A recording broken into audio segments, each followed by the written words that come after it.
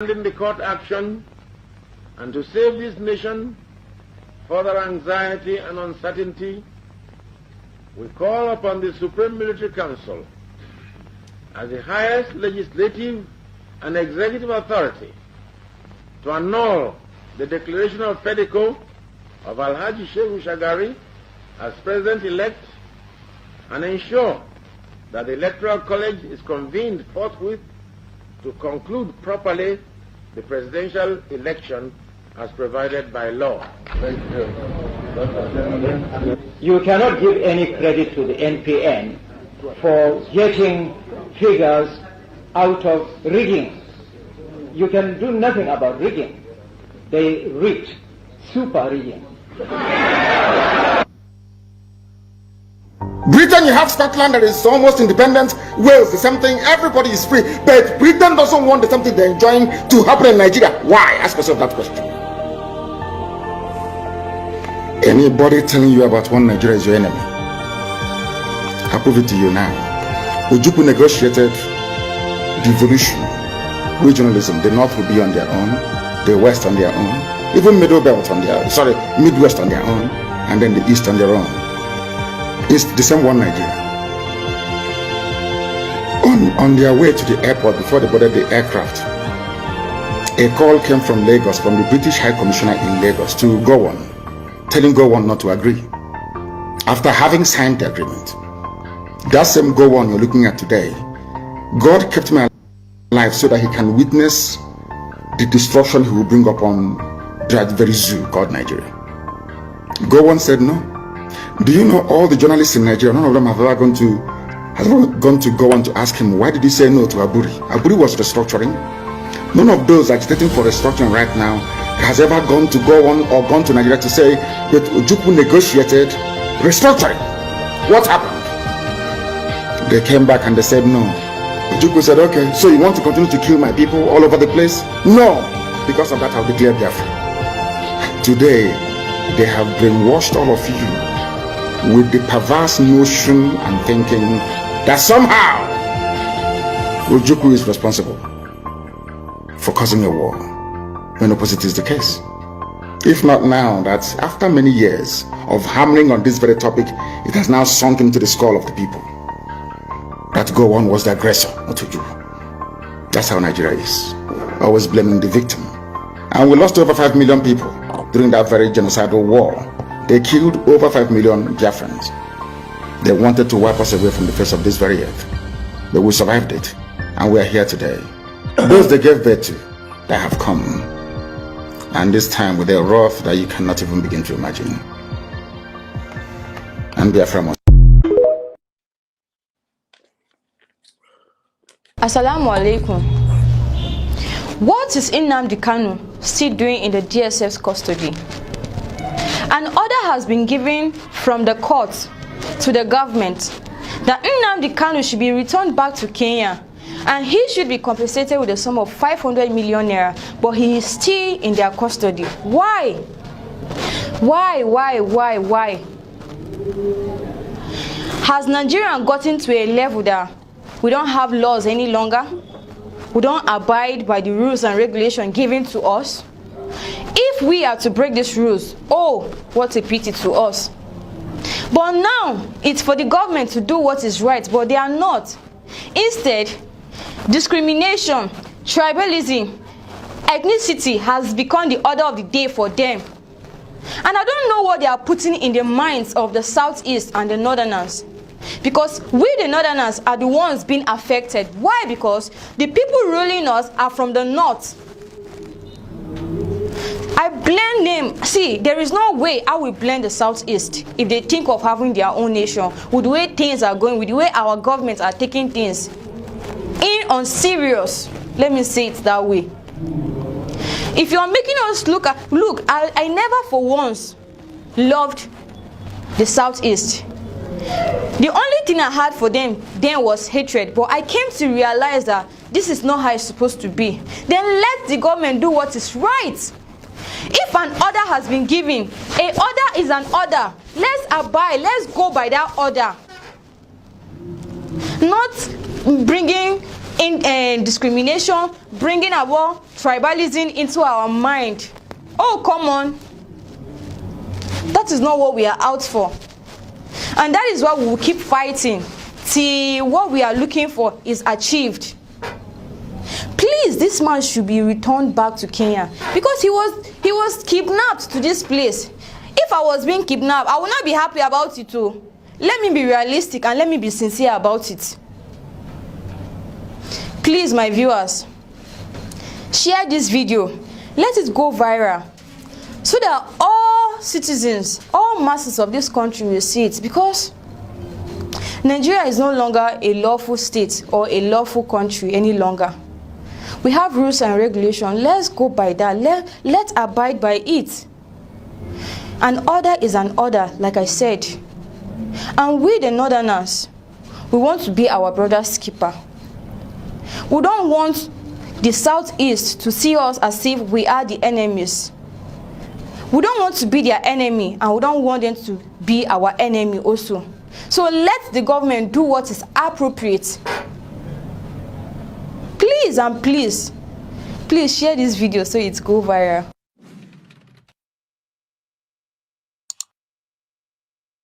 A lot of suffering. At the end of the war,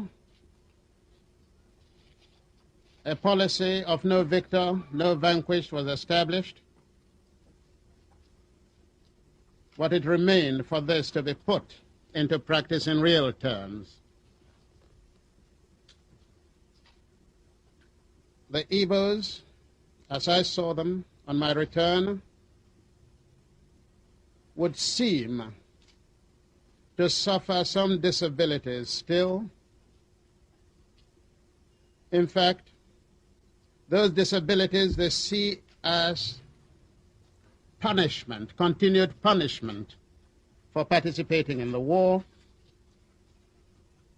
And in a country where we're all striving to forget the past and move forward to a brighter future, this constant reminder, this constant punishment, this constant reproach inhibited the Igbo through participation in Nigerian body politic. They would like to feel that in Nigeria they could aspire to any position. They would like to feel that there are no limitations to their contributive capacity in Nigeria.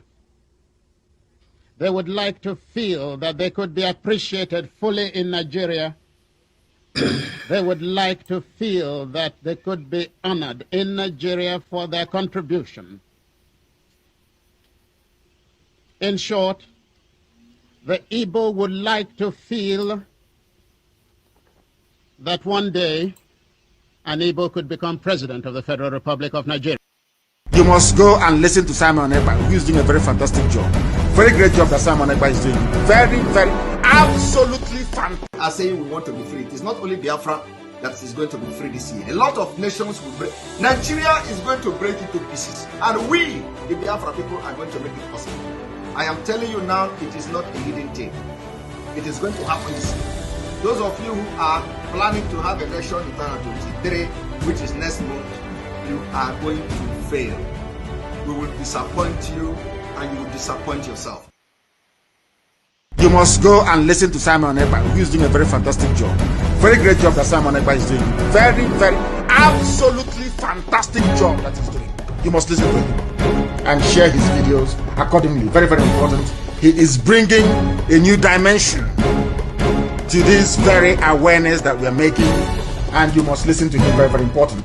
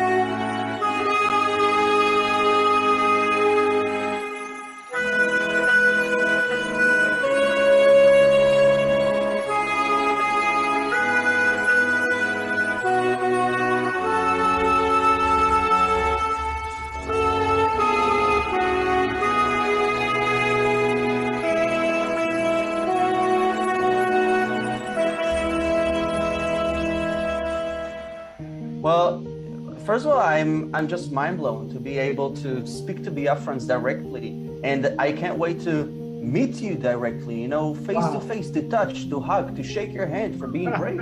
But you know, I have to say that my motivation simply comes from the fact that the world doesn't talk about it, but almost every day, people are murdered in Biafra. You know, whether in the hands of Boko Haram or radical Fulanis and more. How can I be silent? Tell me, how can I be silent when I know that every day human beings are being murdered in Biafra? This is unthinkable. You know, and it's for me it's simple because I treat the Igbos like my brothers, sisters, mothers, and fathers. So I cannot be silent when my family is hurt. You know, in the same way, I cannot be silent when Biafra is bleeding. That's very simple for me. You know, so I have to say that yes, we are family. And yes, when Biafra is suffering, I will speak up. I see that no one is doing that. I see that, you know, when lives are lost in Africa, no one is talking about it. How come? This is shameful. Well, first of all, I'm just mind blown to be able to speak to Biafrans directly, and I can't wait to meet you directly. You know, face to face, to touch, to hug, to shake your hand for being brave. But you know, I have to say that my motivation simply comes from the fact that the world doesn't talk about it, but almost every day, people are murdered in Biafra. You know, whether in the hands of Boko Haram or radical Fulanis and more. How can I be silent? Tell me, how can I be silent when I know that every day human beings are being murdered in Biafra? This is unthinkable. You know, and it's for me it's simple because I treat the Igbos like my brothers, sisters, mothers, and fathers. So I cannot be silent when my family is hurt. You know, in the same way, I cannot be silent when Biafra is bleeding. That's very simple for me. You know, so I have to say that yes, we are family. And yes, when Biafra is suffering, I will speak up. I see that no one is doing that. I see that, you know, when lives are lost in Africa, no one is talking about it. How come? This is shameful.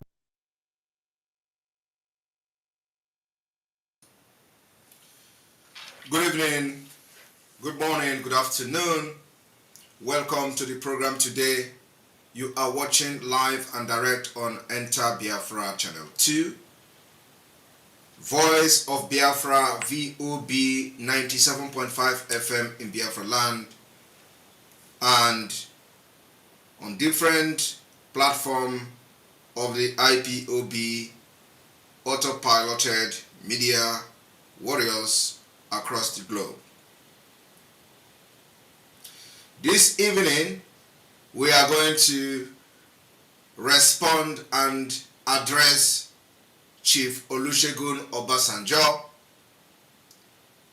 the insult, the comment he made about Biafra, that Biafra is dead and buried.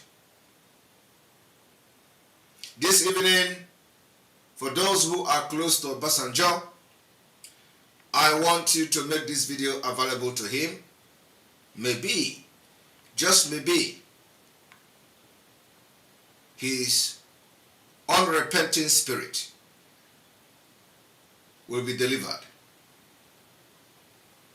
I also wish to inform the Biafra people that today I have just been briefed about the health condition and the situation of Mazi Nnamdi Kanu in DSS dungeon. And to this note, we'll continue to demand the unconditional release of Mazi Nnamdi Kanu. And at the same time, we continue to demand the terrorist state of Nigeria to not allow anything to happen to Mazi Nnamdi Kanu. We know why we have been calm for a while. The continuation of this injustice against him, the continual detention, illegally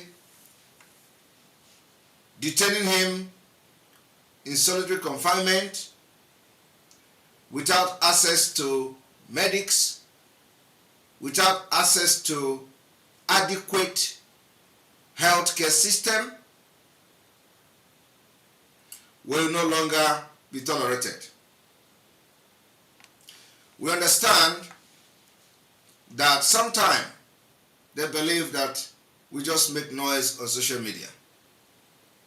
We make noise on social media, and this noise making is part of the Biafra liberation. So this evening, we are keeping the DSS on notice that if Mazi Nnamdi Kanu in the next visit, we didn't see any change in his health situation,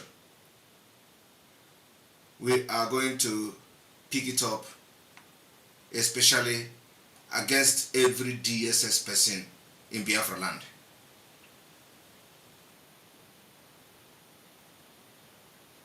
Also, those who are supposed to be speaking up against the injustice being meted on Biafra people, of which Mazi Nnamdi Kanu is the top in the list. And all they do is to come to our land and insult us. Insult us right in front of our face that Biafra is dead. This evening, I want to send this particular message directly to Obasanjo that Biafra is alive, more alive than Nigeria. And that's exactly what we're going to do this evening.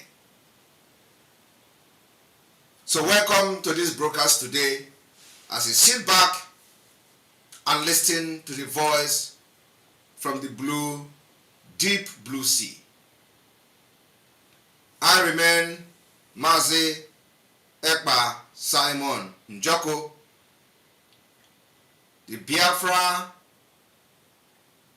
Republic Government in Exile Prime Minister. And this evening, the awareness for the Biafra liberation continues. While we are making preparation for offensive against the enemies in self-defense, we will continue to engage the outside world diplomatically. Today we have communicated to the United Nations General Assembly. Next, we will be communicating to other powerful nations in the world. We will also put on notice to the European Union. We will be putting America on notice. Why we are going to be taking this step is so nobody will say we did not contact them. I want to assure Biafran's people today, we are not relying on what we are doing today. We are not relying on all this putting them on notice. We are not relying on what we are writing to the United Nations. We are not relying on the communication to the United Nations because we know they may never respond or even react. But the phase and the level of this particular liberation for Biafra freedom has entered a different stage that has never been in the history of Biafra. The stage we are now, we have never attained this level. The momentum that this Biafra agitation or liberation have gathered has never been attained in the history of the Biafra.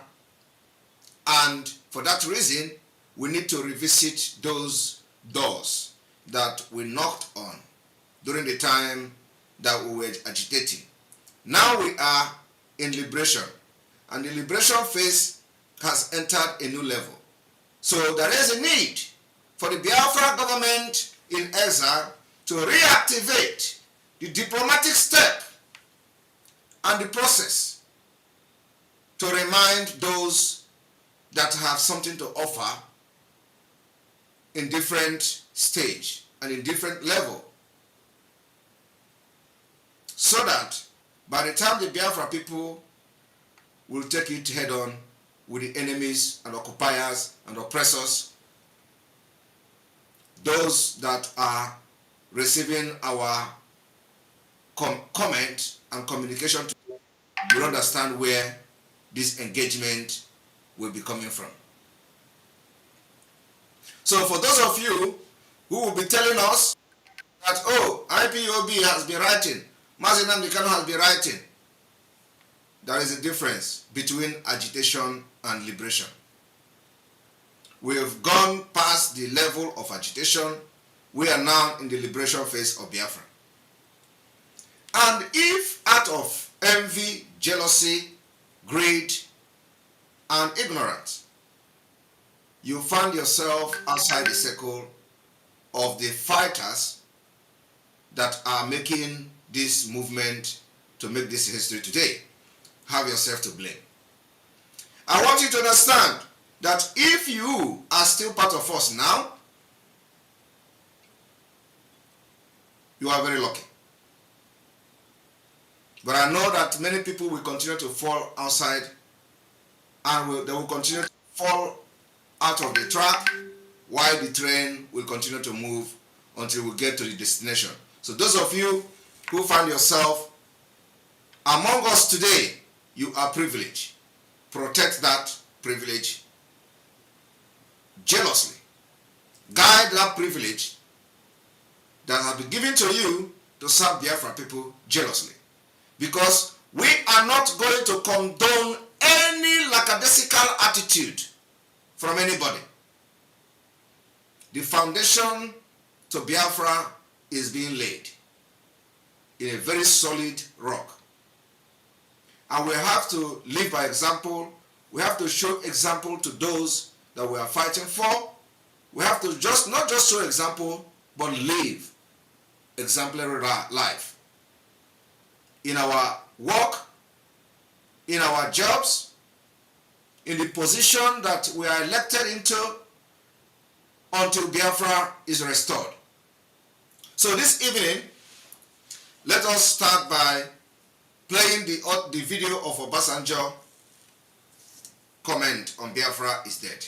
And then we are going to respond to him and school him a bit this evening.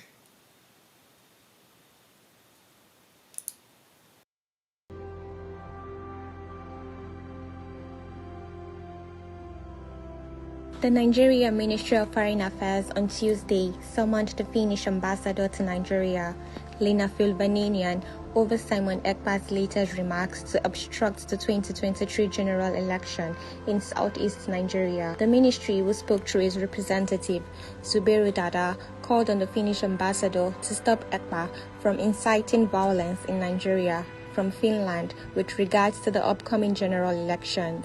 In the statement, which read in part, Dada said, "We have had some time to ensure that we arrest the situation, but it appears the situation is getting out of hand, and we are saying enough is enough. We should let you know, in very strong terms, that it is high time you really back Nigeria with the quest that something is done immediately because it threatens the forthcoming elections." Zubairu Dada further stated that the threat that Simon Ekpa posed toward the upcoming election is very high due to the large number of supporters he commands in Nigeria. This, in essence, is why we thought it was important for us to have the discussion with you so as to let you know our concerns and the displeasure of the government of Nigeria and the people of Nigeria on this very unhealthy development. While alluding to the fears and concern raised by the Ministry of Foreign Affairs of Nigeria against activities of Simon Ekpa, the Finnish ambassador to Nigeria said, "This is an issue we have been discussing. We share the concerns, we have discussed the matter, and as I mentioned, our law enforcement agencies are in touch and are cooperating. Also, is a double citizen as far as I know of Nigeria and Finland, and is therefore, as you rightly said, protected and safe and sound in his home in Finland. But we have to take his rights into consideration as well. So everything has to obviously be done according to Finnish legislation, which has very strong protections for freedom of speech."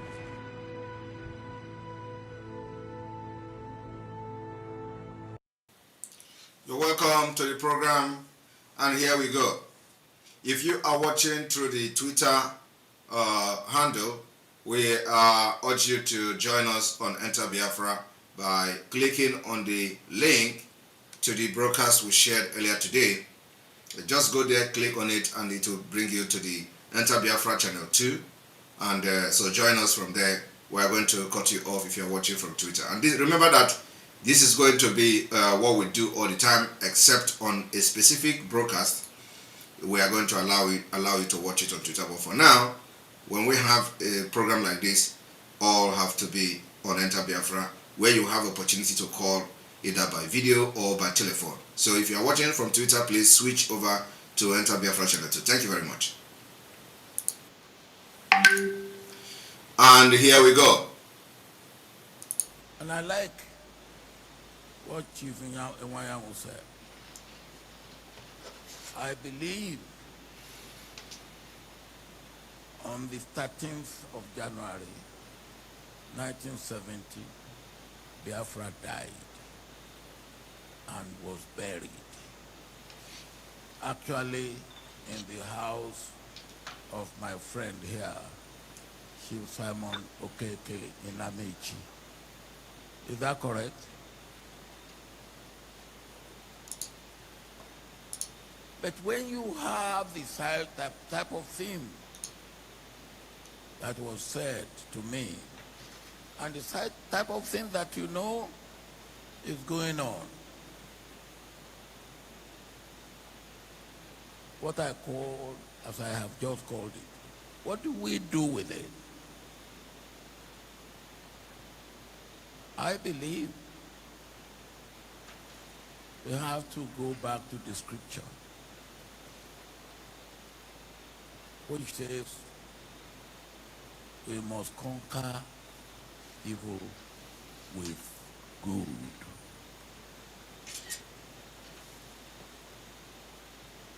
And whoever you are, wherever people are being afraid of you, you must make yourself friendly to those who are afraid of you. Is that does that make sense to anyone? That does not make sense to me. When people are afraid of you, you must make yourself available to those who are afraid of you. It doesn't make sense. But I want to inform Obasanjo this evening. I want to inform Obasanjo this evening that it is Nigeria that is dead and buried.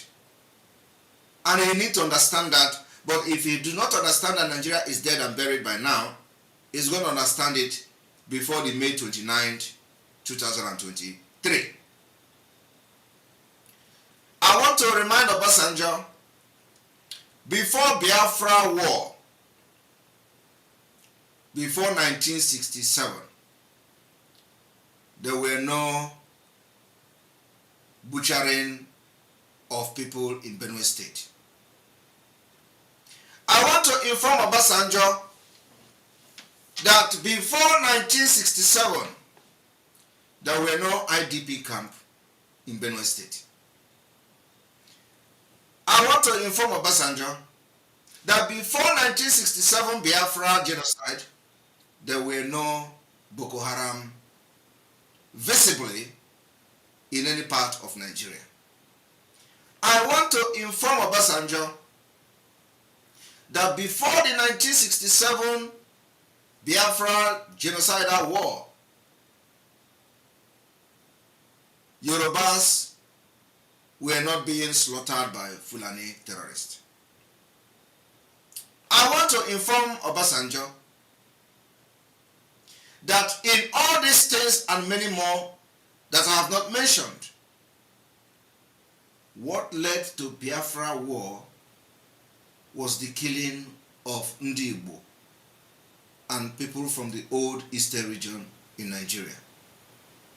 Killing of Ndi Igbo, the pogrom against Ndi Igbo, just Ndi Igbo.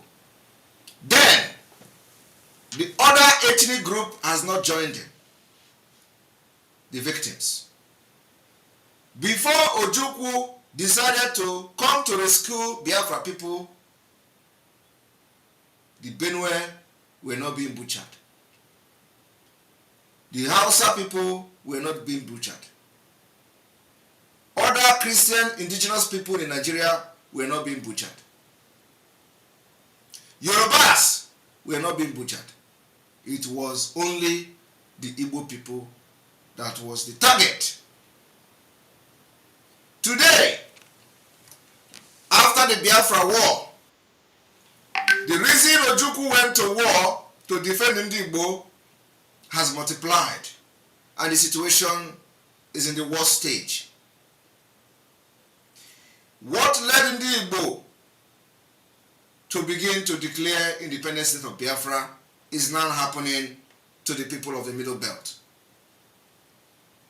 What led Ojukwu to decide to stand his ground and say that it is time we pull out of Nigeria is not happening to people in Yoruba land.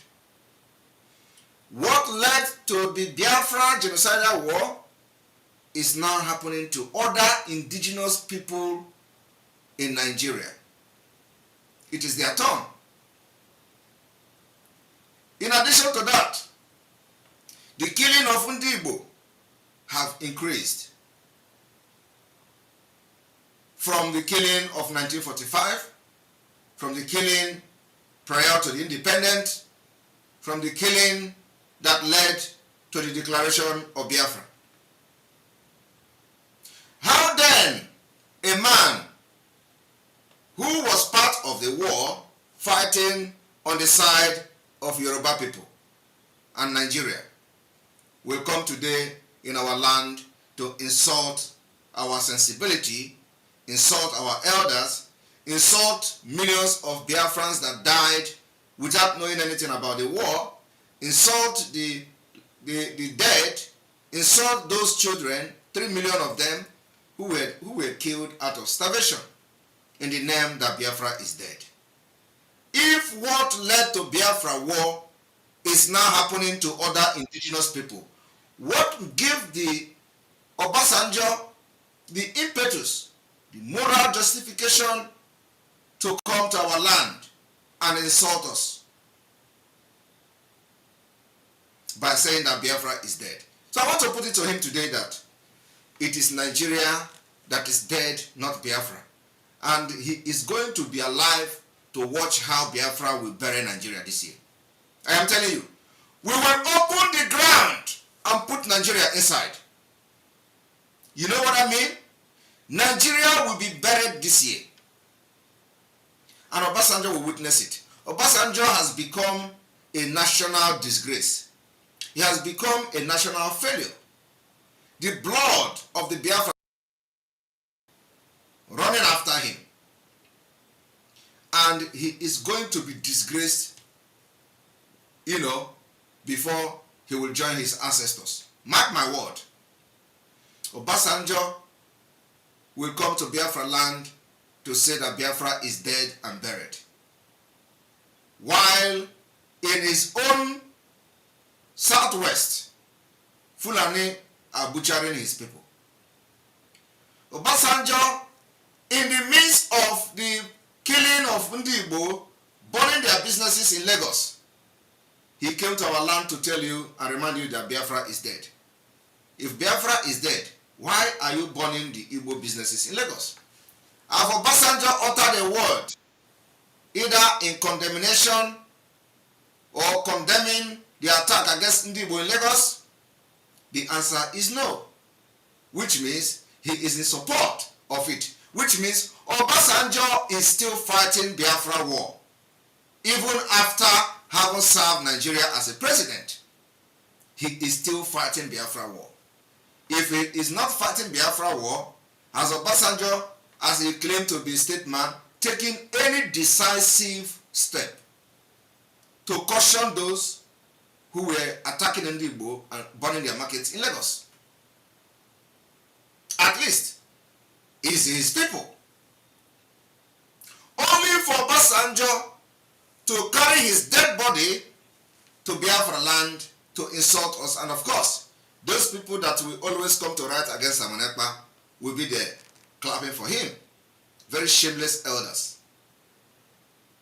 Tell Obasanjo that the Biafra government in exile has been activated and Simon Ekpa is the Prime Minister. And from the activation of the Biafra government in exile, we are going to bury Nigeria this year. Mark my word, we will bury Nigeria this year and get our freedom. And if Obasanjo is going to be an obstacle, he will also be buried. Because everybody that fight for Nigeria has always died. If you serve Nigeria, you will come back in shame. Obasanjo should be praying for forgiveness from God for participating in an injustice, for participating in genocide that has not paid off. The Biafra war, trying to save one Nigeria, has become the biggest mistake. That whoever participated in that war fighting against Biafra, today their people are being slaughtered. Danjuma participated in the Biafra war against Biafra in Nigeria. His people is being slaughtered. Gowon today is being slaughtered. Obasanjo, who claimed that he has captured some officers and surrendered them to Gowon, his people is being slaughtered. In Ogun State, Fulani terrorists have killed many people where Obasanjo come from. And he has paid the price of fighting against Biafra. So if anybody should be talking about what is dead, that Biafra is dead, it is Nigeria that is dead. And like I said, we, the Biafra government in exile, we are going to bury Nigeria this year. And whoever wants to follow Nigeria to the grave should come and stand on our way. Freedom is not given. We are not begging you to give us freedom. We are going to take our freedom by ourselves, and that's exactly the step we are following. But in order to do that, we have to also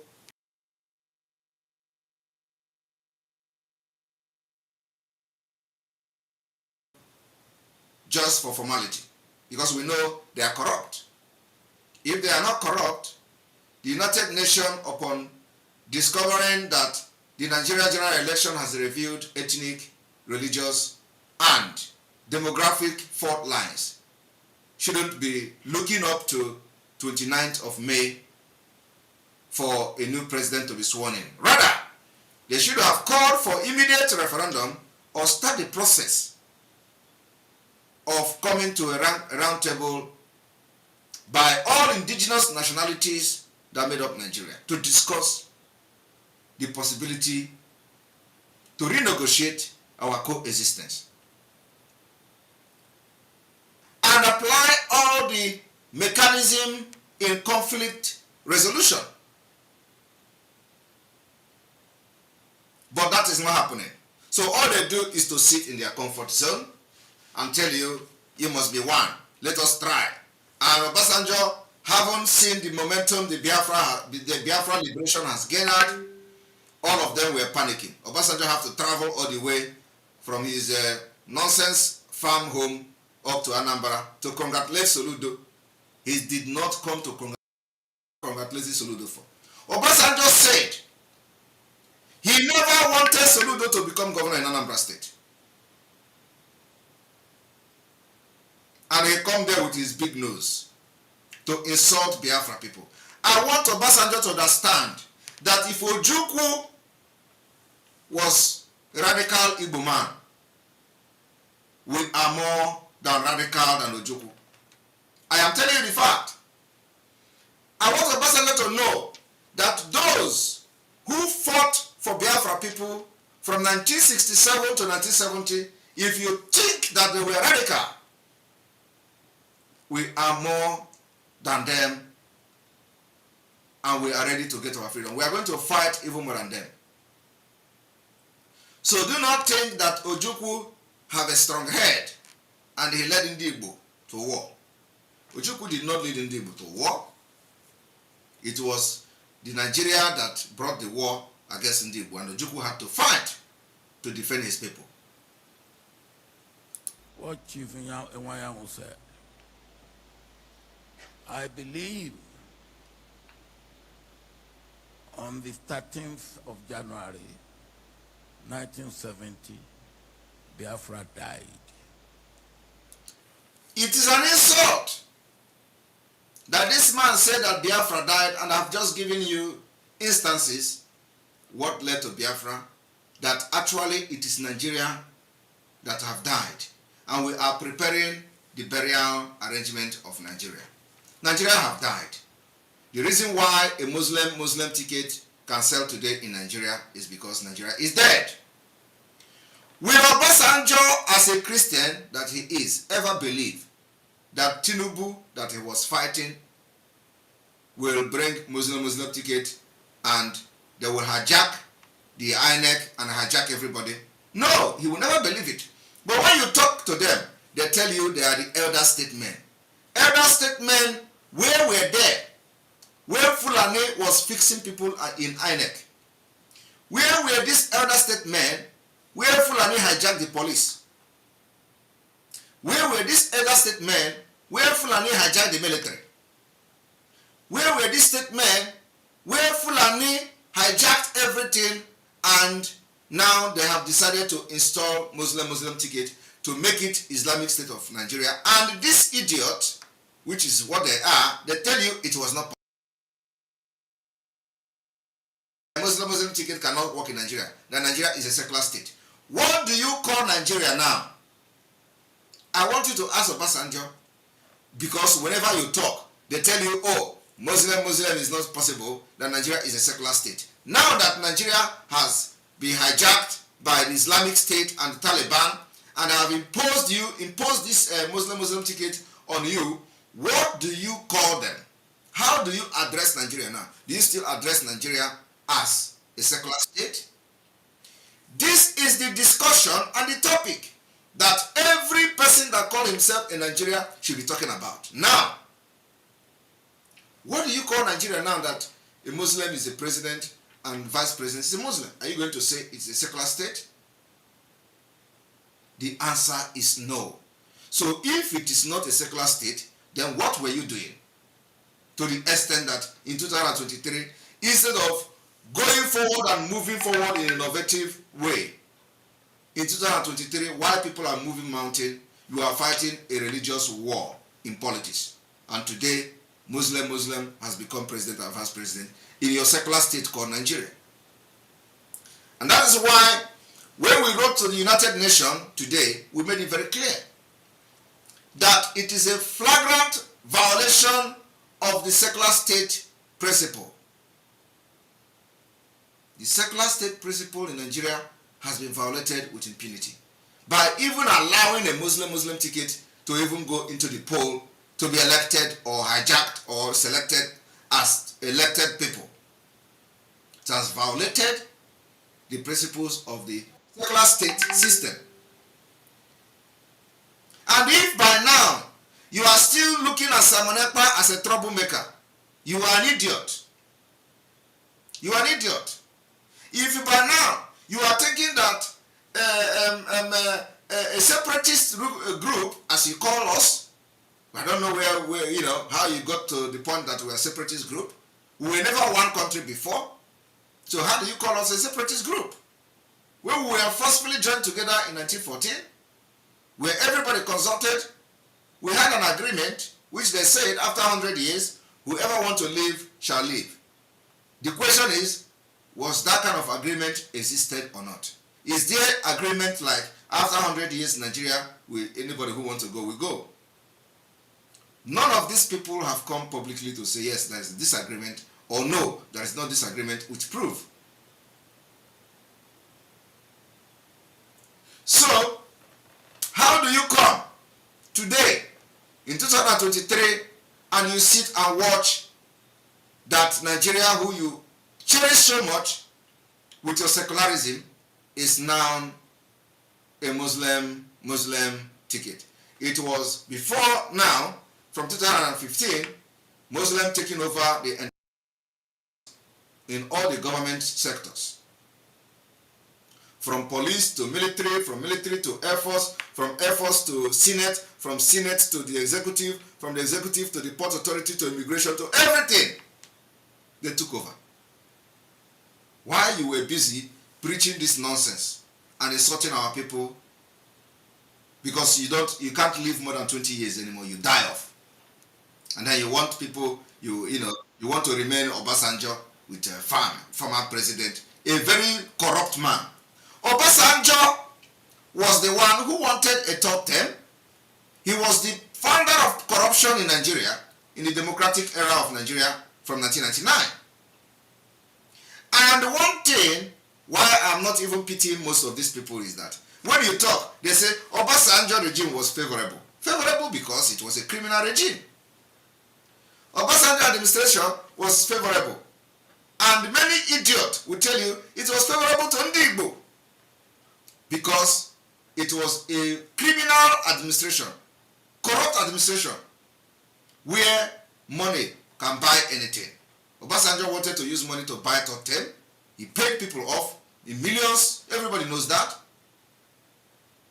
Yet, he is still talking about one Nigeria. How can somebody who deliberately want to buy top 10 will be the one to advise Ndigbo, will be the one that people will gather to listen to and start speaking rubbish, will be the one now that is going to be advising on a democratic process.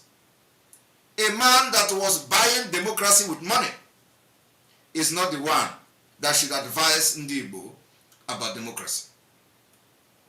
I want you to understand that for Obasanjo to have participated in Biafra war without any apology after that, to come to our land and spew this nonsense, that every elder that was part of this particular gathering is enemy to Biafra people. All of you. All of you will despise you. All of you are enemy of peace. Because what you should have asked Obasanjo to do is to first of all make a statement condemning the killing and burning of businesses of Ndigbo in Lagos, which is where he come from, the region he come from. Instead of him to come here and warn the people that are leading in Lagos State, that are hiring the thugs and arsonists to kill our people in Lagos, he came here to even open the wound of Biafra people that were killed and murdered in cold blood during the war. I tell you that Biafra is dead. Nigeria is dead. And if Obasanjo want to be the obstacle, we are going to bury him too with Nigeria this year. Because he is not bigger than those that Nigeria has buried. He's not bigger than them. Let me also play this for you to understand that Obasanjo is not bigger than those that Nigeria has buried.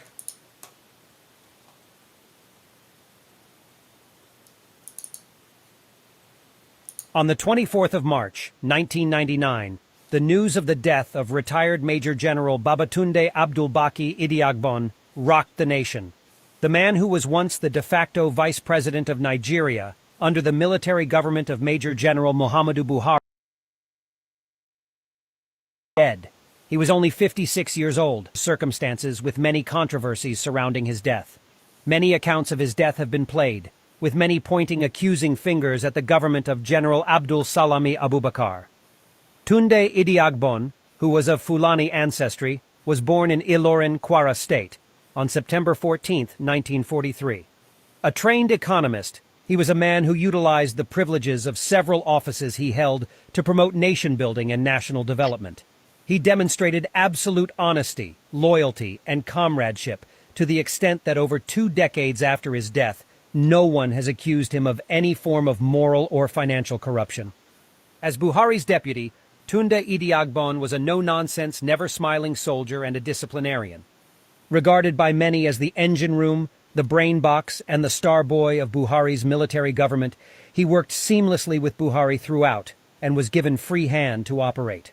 That alluring working relationship saw him dominating the government so well that for the first and only time in the political history of Nigeria, The names of the head and his deputy were used to nomenclate the administration as the Buhari Idi Agbon regime. While performing the Lesser Hajj in Saudi Arabia in 1985, as a guest of the King of Saudi Arabia, Idi Agbon learnt about the Babangida-led coup that overthrew his government. Despite pleadings from the Saudi king to stay back, he refused, and took the next flight back to Nigeria.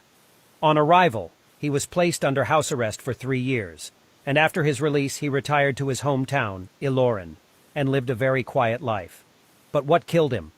On the 30th of March, 1999, Professor Olurotimi Farkeya, the chief medical director of University of Ilorin Teaching Hospital, disclosed that the medical diagnosis cannot be revealed without the permission of members of the deceased family. He, however, confirmed that he did not die of cholera, as was been speculated in some quarters. And when the members of Idi Agbon's family were approached to speak on what killed the late general, none of them was willing to talk to the reporters. But the refusal on the part of the family to talk only helped to spark even more controversies about the death of their patriarch. A week before his death, Idi Agbon was in Abuja to attend a meeting of senior army officers, retired and serving, summoned by the head of state, General Abdul Salami Abubakar, on how best to hand over power to the civilians. He returned to Ilorin on the 19th of March, and he was fine until Tuesday, the 23rd of March, when he complained of a slight stomachache. But the pain only worsened. Around 10:30 p.m., he was rushed to the University of Ilorin Teaching Hospital, where the medical director led 5 other medical consultants into an unsuccessful battle to save his life. Unsubstantiated claims of poisoning trailed his death. Some people believe the late general was poisoned during his last brief visit to Abuja, citing the following reasons. 1. Professor Farkeye had to seek the attention of the Kwara State Military Administrator before Idi Agbon was admitted to the teaching hospital, the same hospital he had been using before the incident. They asked why he involved the governor in Idi Agbon's private medical issue. 2. Idi Agbon's medical file was reportedly removed from the hospital's records department by Farkeye. 3. The belief was that an order came from the presidency directing Farkeye to make the file vanish. 4. Prominent Nigerians, including Sunday Mbang, prelate of the Methodist Church of Nigeria, demanded an autopsy. It was never done. The professor denied all these allegations.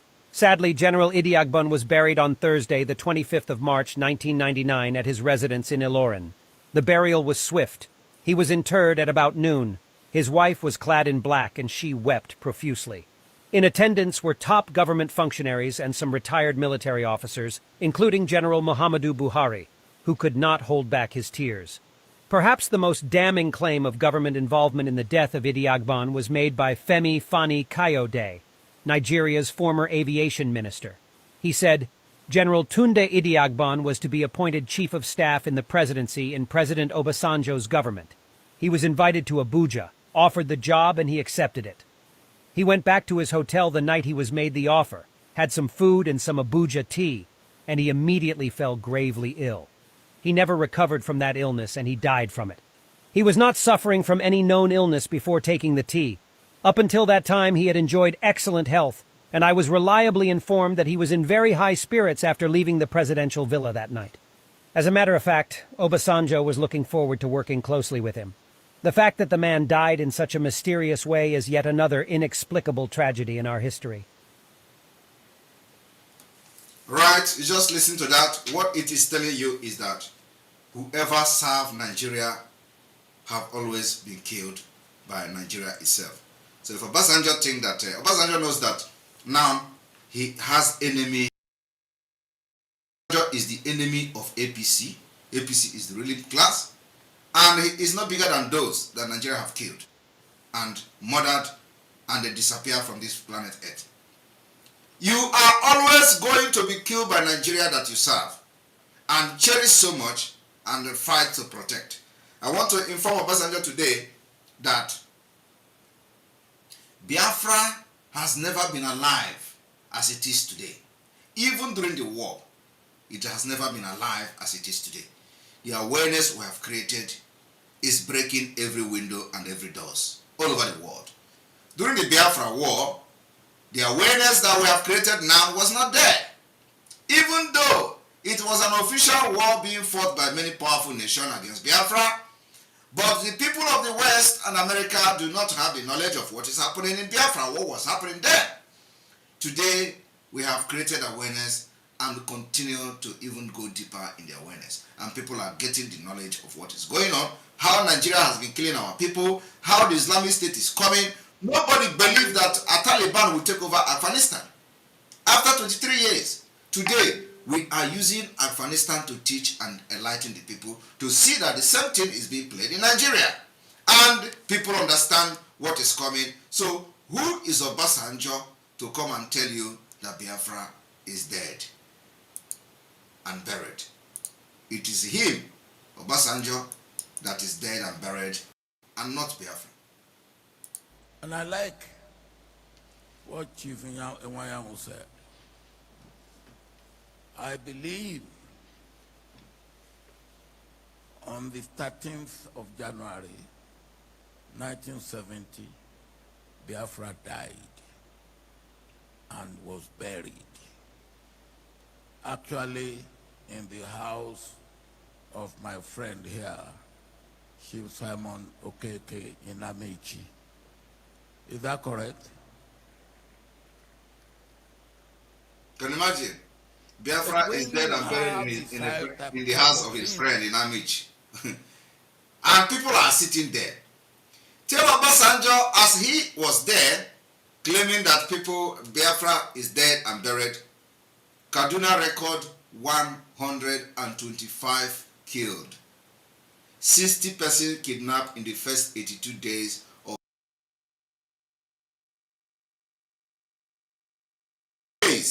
of 2023.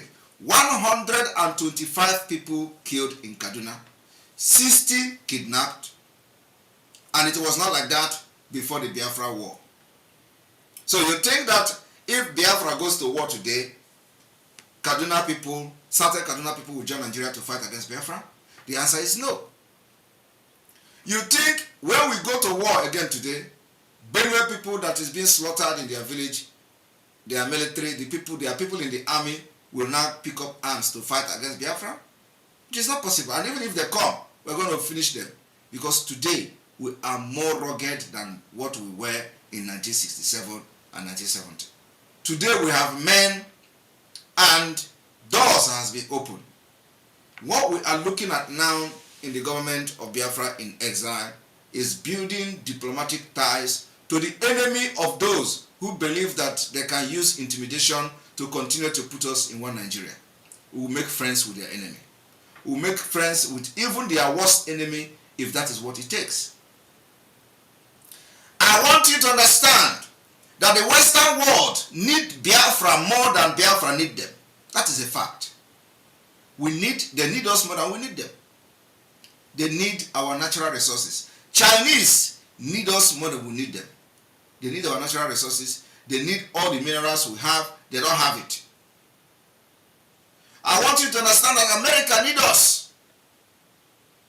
Because at the end of the day, the powerful nation of Biafra will be the pillar of West Africa and by extension, the pillar of Africa. And there is nothing you can do trying to exterminate Biafra people from the face of the planet. It can never ever work except there is no God. And we believe there is God. You did it to the Jews. The only problem is that the Biafra people with the charms that the Fulani are putting in the cow, when they eat it, they become like zombies. They are being controlled by the charms of the nomadic people. Otherwise, am I supposed to be the one coming to tell you your problem? I don't live in Nigeria, but I'm here telling you your problem. The problem that's why the fight for Biafra is completely a different fight. Unlike what you see in any other part of the world, where people have fought for their freedom and have gotten their freedom. The fight for Biafra is completely a different thing. You don't fight, Biafra people will not fight Biafra the way the Bangladesh fight in Pakistan and got their independence. No. We're not going to fight like South Sudan. No. Our case is peculiar, it's very different.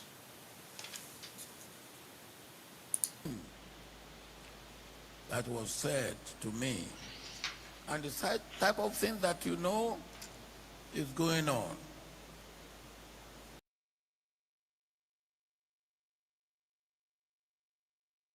Call, as I have just called it. What do we do with it? I believe we have to go back to the scripture, which says we must conquer evil with good.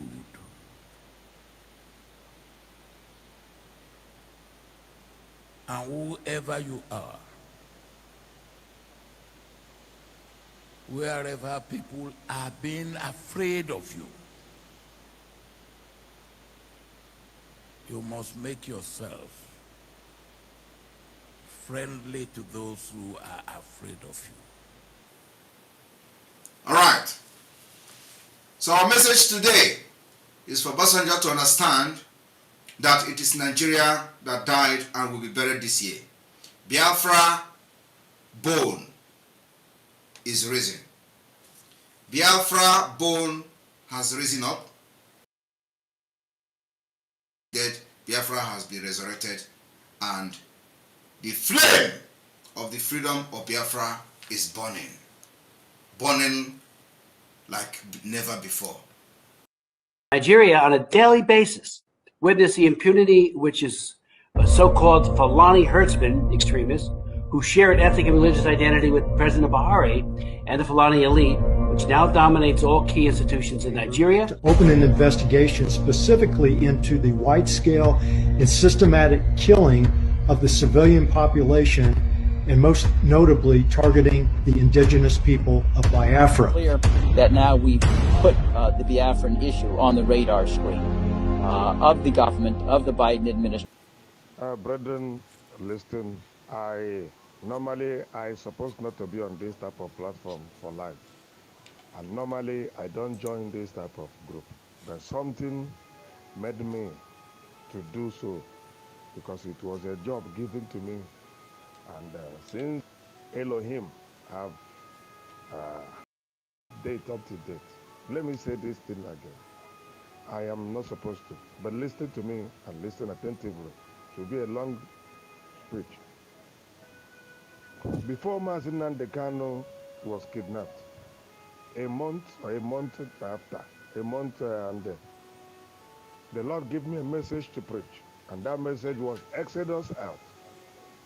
And where I am, I suppose not to bring such message into the church, bringing Exodus of Biafra inside the church. So I tried to be diplomatic with my languages for 1 whole month and a few days. I couldn't preach anything. Even if I have my message appear before the altar, it's time for message, the Lord will say, my friend, my son, change this. Do what I want you to do. At times I even teach or preach without even studying it because I have my own messages. And God will stop me. So I continue. In all Bible study, in all Sunday school, in all Sunday services, and even prayer meeting, it was Exodus, Exodus, Exodus, Exodus. To the point that I started mentioning Biafra. And at times I will caution myself, at times I will reach home, my wife, darling, what is this? How come this and that? I said, this is what God asked me to do. I don't know how it come about and all the rest. After 1 month and some few days, Malami announced that Nnamdi Kanu was kidnapped and then brought to Nigeria and taken to court. I nearly died. If not for a little, I would have by myself commit a crime, do something that could have caused problems. So I began to question God. I didn't eat for 2 good days, 2 whole days. I was bitter that I didn't go out. I canceled whatever agreement activities I have with anybody. I was indoor, crying. I said, God, so you asked me to do this. And after doing it, the next thing, the Exodus couldn't work. The next thing is kidnapping him and bring him into this nation. And you know, I don't supposed to be into this. Even if I belong, I will do it secretly. Talk less of coming to show myself in this way. So now the third night, I also slept. Then by 12, the first spoke to me. I said, how is that why you give me assignment, and the assignment was how? So I was asking the question in that relation. Then the Lord spoke to me. If I get it, how it was right again. I permitted it. I said, permitted? What? He said, yes, I permitted it that I might deal, Yes. I might use it to deal with Pharaoh.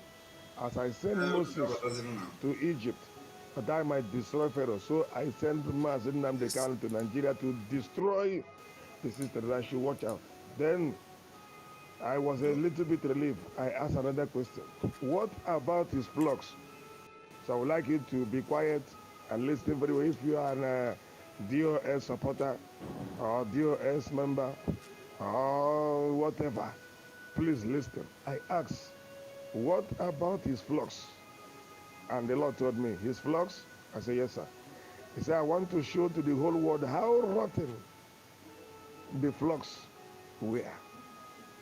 I will show it to the whole world. So I became devastated again. I was confused again. He said, but I will raise a man for myself. Hear it so that if you are fighting, know who you are fighting. So that you don't keep fighting God and think you are fighting man. He said, I will raise a man for myself with spirit, blood, and heart. These three language is unchangeable up to death. With the spirit, blood, and heart of Joshua, who will carry on the agitation until when Mazi Nnamdi Kanu is released and Biafra will be declared. That is what the Lord says, the Lord of hosts. Then I wake up. I tap my wife in. I said, go and give me food. Go and give. He said, what happened? I said, the matter is settled. The Lord has spoken. I am completely okay. She stood up at the middle of the night, bring food. I took my bed, I ate, and I slept. And I became more happier. I even start telling people that this is what God have said. That led me to the social media. If not so, I don't usually go to social media to join this type of talk and all that, because all is for me and I am for all. So along the line, at the 10th day of that event, my wife doesn't believe in anything. My wife doesn't accept any of this. It seems as if talking about Biafra is destroying the church, destroying the body of Christ, which we have built for so many years, and others. I said, no, our freedom is bigger than whatsoever. We'll continue when the freedom is done. After all, our message, every message of Christ centered on freedom. So you can't be in bondage and claim you're a free man. So 10 days interval, the Lord spoke to my wife. And tell my wife, he said, go and tell your husband to activate the unconditional release of Mazi Nnamdi Kanu. My wife woke up, began to ask herself, what is her business into this morning? My wife tapped me, said, honey, see what the Lord told me, and I am confused. Who is me? What is my business into this? I don't believe this. Why? I say, yes, the Lord will have involved you.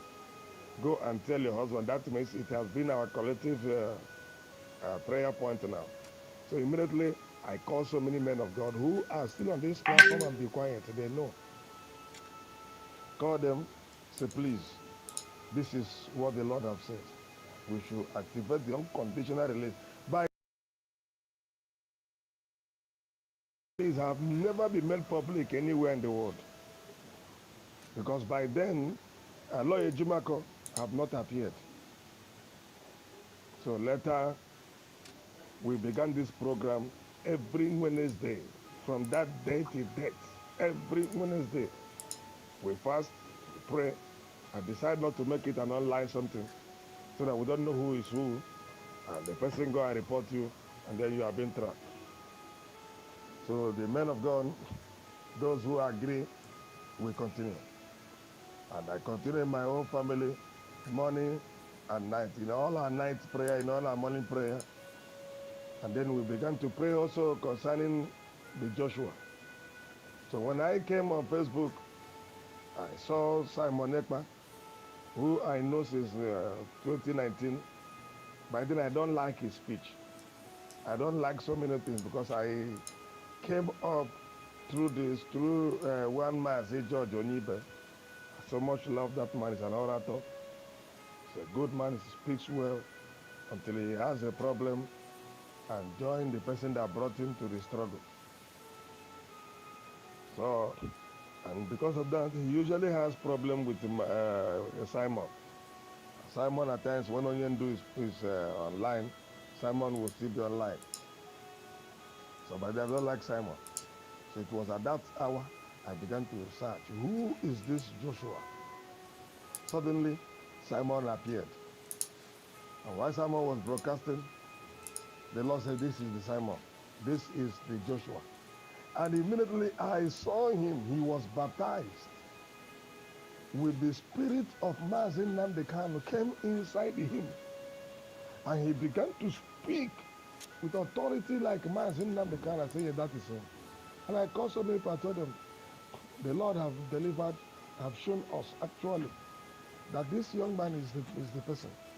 We are going to back him. That's how we join force in prayer, praying for him, which I suppose not to. Because looking at the background of his message, when I saw the dragon, I said, what does this mean? That man, the Lord said, go ahead. Stand by him. This is the one. I kept quiet. I will continue. We'll continue. And that is why I keep telling all of you, you can't destroy Simon unless there is no God behind him. You can. One single man fought almost 90, IPOB claim there are 92 countries or 95 countries in the world. One single man, he has nobody to back him. He has nobody, he stood. They pushed him, they called him nobody. They thought he was an easy nut to crack. Along the line, nothing. He was able to withstand. Do you think that Simon was able to stand? Because I hear Papa Jamal B. Ken saying that they are the one who gave him back. Who is you to give him back? It is God that gave him back. You don't know what you are doing.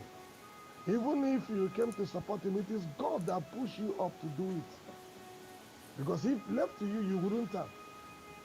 And you have never supported anybody in life who succeeded in any of this agitation. You has been with who was Rick. He failed because of the spirit inside you, the spirit of failure. You jump into Martin Nandekali. He was about to fail. God raised people like Simon to come and help him to uphold.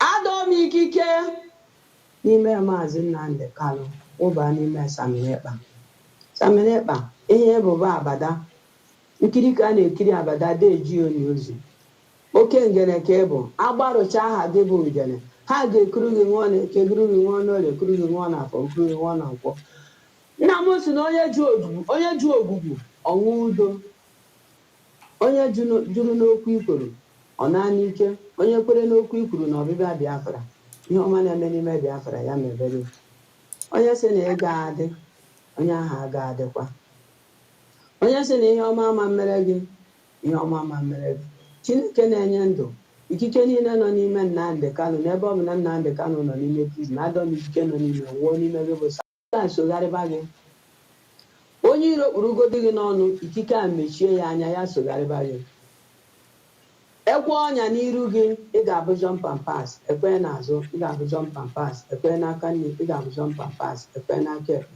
ị ga-abụ jump and pass. Nwa m, udo dịrị gị. Onye si udo dịrị mmadụ ya ka udo na-abịara. Mmeri mmeri ka ị ga-emeri. N'iru n'iru ka ị ga-aga, ọdịda ga-abụ nke gị. Emegidere m agha zoo, agha ndị IPOB, agha ndị DOS. Agụ na-eje n'isi gị. Ije ọbụla bụ ije ọjọọ, asarị sọkụgbọkụ na asị na asarị dọkụgbọ ga-eje n'isi gị. Emerie m ya na eke, merie ya n'oge, merie ya na afọ, merie ya na nkwọ. Jehova bube ha agha. Ya were abụ ọma 35 tiri ha ọgba aghara. Chere ha ọgba aghara, tiri ha ọgba aghara, chaa ha ọgba aghara, chabanụ ha ọgba aghara, chabanụ ha ọgba aghara, chabanụ ha ọgba aghara, chaba ha ọgba aghara, ọgba aghara. Chibuchebe gị nwa m. Chinenye ndụ ya gị ndụ, n'iru n'iru ka ị ga-agasa mere ọdịda ga-abụ nke gị.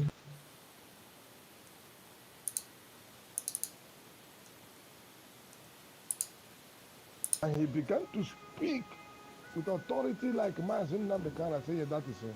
He speaks well until he has a problem and join the person that brought him to the struggle. So, and because of that, he usually has problem with Simon. Simon at times, when Onion do is online, Simon will still be online. So, but I don't like Simon. So it was at that hour I began to search, who is this Joshua? Suddenly, Simon appeared. And while Simon was broadcasting, the Lord said, this is the Simon. This is the Joshua. And immediately I saw him. He was baptized with the spirit of Mazin Namdekan came inside him. And he began to speak with authority like Mazin Namdekan. I said, yeah, that is him. And I called so many people, I told them, the Lord have delivered, have shown us actually that this young man is the person. We are going to back him. That's how we join force in prayer. Because looking at the background of his message, when I saw the dragon, I said, what does this mean? That now the Lord said, go ahead. Stand by him. This is the one. I kept quiet. I will continue. We'll continue. And that is why I keep telling all of you, you can't destroy Simon unless there is no God behind him. You can. One single man fought almost 90, IPOB claim there are 92 countries or 95 countries in the world. One single man, he has nobody to back him. He has nobody, he stood. They pushed him, they called him nobody. They thought he was an easy nut to crack. Along the line, nothing.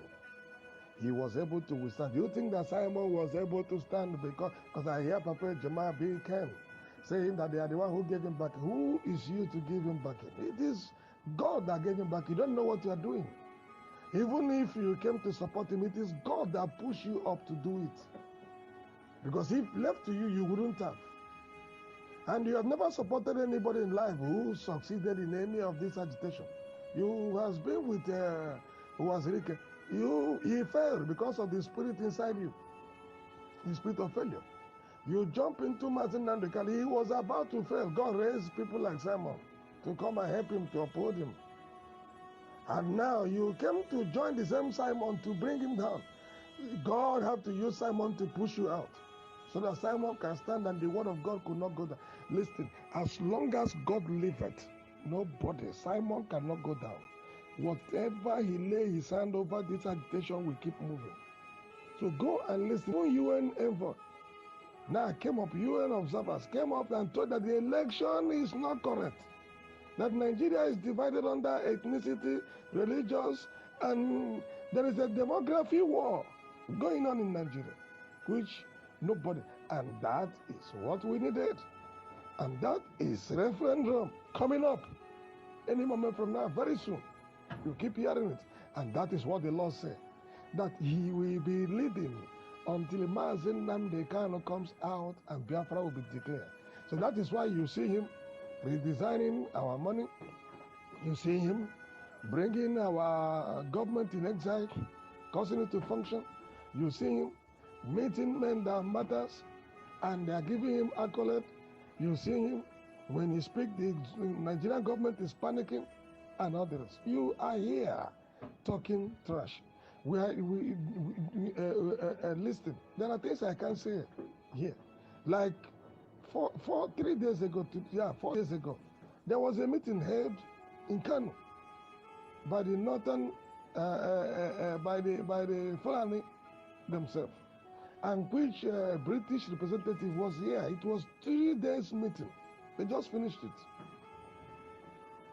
That they have done the worst mistake in life for allowing Obi to rise up and reach to the point where he has come, that nothing again will revise, and allowing some of the northerners who they stole from, like one of the senators that won the election with Congress. I don't want to call his name. He is the origin, the indigenous origin, and you know what it means. I will not go further. So please, if you are fighting Mazi, be rest assured you are fighting God. If you are fighting Simon, be rest assured no matter whatever Simon do, listen to me and listen attentively. David counted Israel for a census. God killed 70,000 died for David's sin of counting Israel. David's sin of counting Israel. So God has a way of dealing with leaders. God says, no Israelite king should marry more than one wife. David, how many did he marry? Yet a man after God's own heart. God, how many did Solomon marry? All the kings that God said they did good, how many did they marry? There is something that God needed in a man's life as a leader. And I see it in the life of Simon. Simon is a spirit man who is more stronger than so many of us, who can come up and say, I am sorry. Who can come up and say, if it was Rike speak anything good, he say, from now nobody should fight him. And people like us will say, what is this man saying? The other lady some time ago came up who has been insulting him, say something good concerning Simon. Simon came and declared, from now nobody should fight him. He's one among us. Whether he's deraying, whether he's saying bad or good, nobody should fight him. Can you do it? And look at where we are today. Thank you. In this war, there has been a lot of destruction, a lot of suffering. At the end of the war, a policy of no victor, no vanquished was established. But it remained for this to be put into practice in real terms. The Igbos, as I saw them, would seem to suffer some disabilities still. In fact, those disabilities they see as punishment, continued punishment for participating in the war.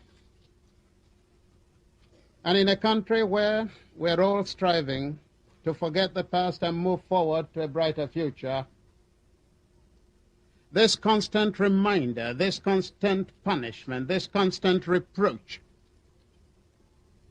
inhibited the Igbo through participation in Nigerian body politic. They would like to feel that in Nigeria they could aspire to any position. They would like to feel that there are no limitations to their contributive capacity in Nigeria. They would like to feel that they could be appreciated fully in Nigeria. They would like to feel that they could be honored in Nigeria for their contribution. In short, the Igbo would like to feel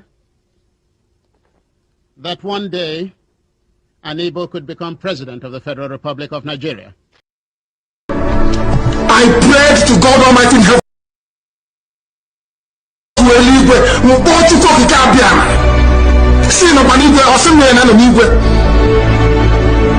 And I said, I cannot see anything around me. Do not say to me. He said the time hasn't come. When the time comes, I will send people to you. And the whole world will shake. In the end, mankind will bow. You will go to this war with nothing. But I will prove to you that I'm God. After this, Biafra will worship God forever and ever.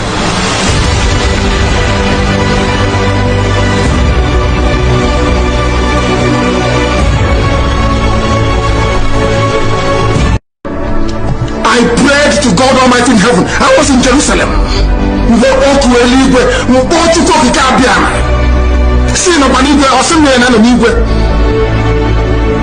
And I said, I cannot see anything around me. Do not say to me. He said the time hasn't come. When the time comes, I will send people to you. And the whole world will shake. In the end, mankind will bow. You will go to this war with nothing, but I will prove to you that I'm God. After this, Biafra will worship God forever and ever.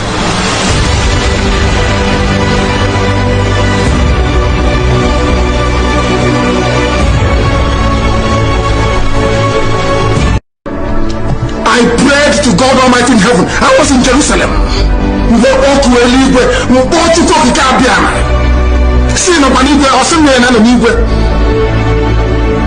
And I said, I cannot see anything around me. Do not say to me. He said the time hasn't come. When the time comes, I will send people to you. And the whole world will shake. In the end, mankind will bow. You will go to this war with nothing. But I will prove to you that I'm God. After this, Biafra will worship God forever and ever.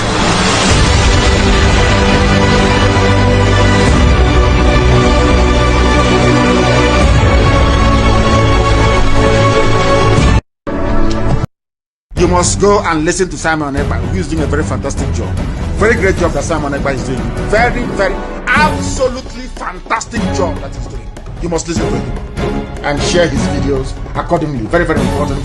He is bringing a new dimension to this very awareness that we're making, and you must listen to him. Very, very important. Are saying we want to be free. It is not only Biafra that is going to be free this year. A lot of nations will break. Nigeria is going to break into pieces, and we, the Biafra people, are going to make it possible. I am telling you now, it is not a hidden thing. It is going to happen this year. Those of you who are planning to have election in 2023, which is next month, you are going to fail. We will disappoint you, and you will disappoint yourself.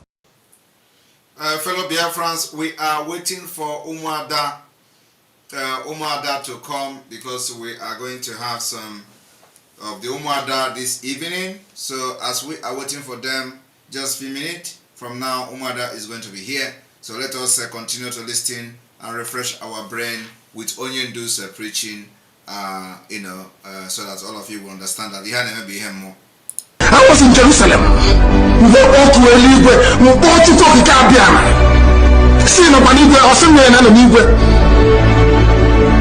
And I said, I cannot see anything around me. Do not say to me. He said the time hasn't come.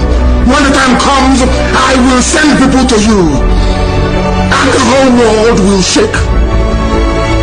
In the end, mankind will bow. You will go to this war with nothing. But I will prove to you that I'm God. After this, Biafra will worship God forever and ever.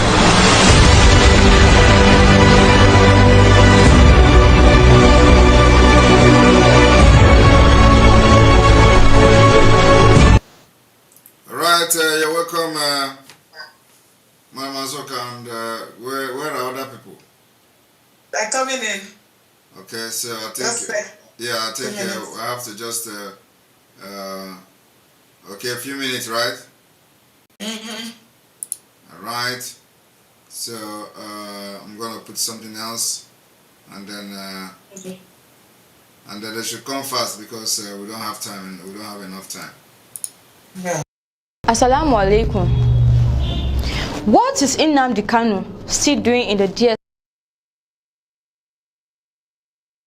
Has been given from the court to the government that Nnamdi Kanu should be returned back to Kenya and he should be compensated with a sum of 500 million naira, but he is still in their custody. Why? Why? Has Nigeria gotten to a level that we don't have laws any longer? We don't abide by the rules and regulations given to us? If we are to break these rules, oh, what a pity to us. But now, it's for the government to do what is right, but they are not. Instead, discrimination, tribalism, ethnicity has become the order of the day for them. And I don't know what they are putting in the minds of the Southeast and the Northerners.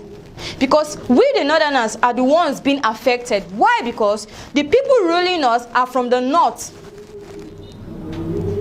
I blame them. See, there is no way I will blame the Southeast if they think of having their own nation, with the way things are going, with the way our governments are taking things in on serious. Let me say it that way.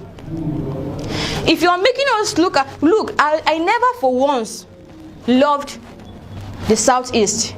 The only thing I had for them then was hatred, but I came to realize that this is not how it's supposed to be. Then let the government do what is right. If an order has been given, a order is an order. Let's abide, let's go by that order. Not bringing in discrimination, bringing about tribalism into our mind. Oh, come on. That is not what we are out for. And that is why we will keep fighting till what we are looking for is achieved.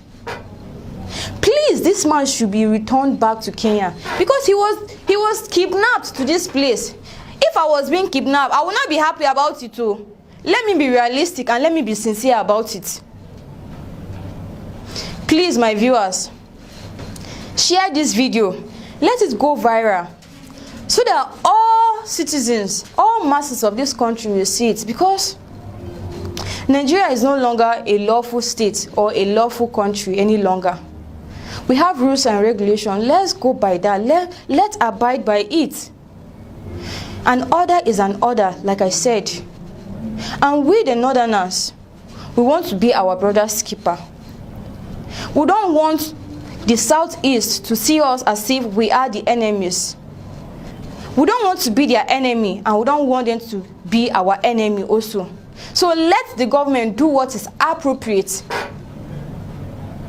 Please and please share this video so it go viral.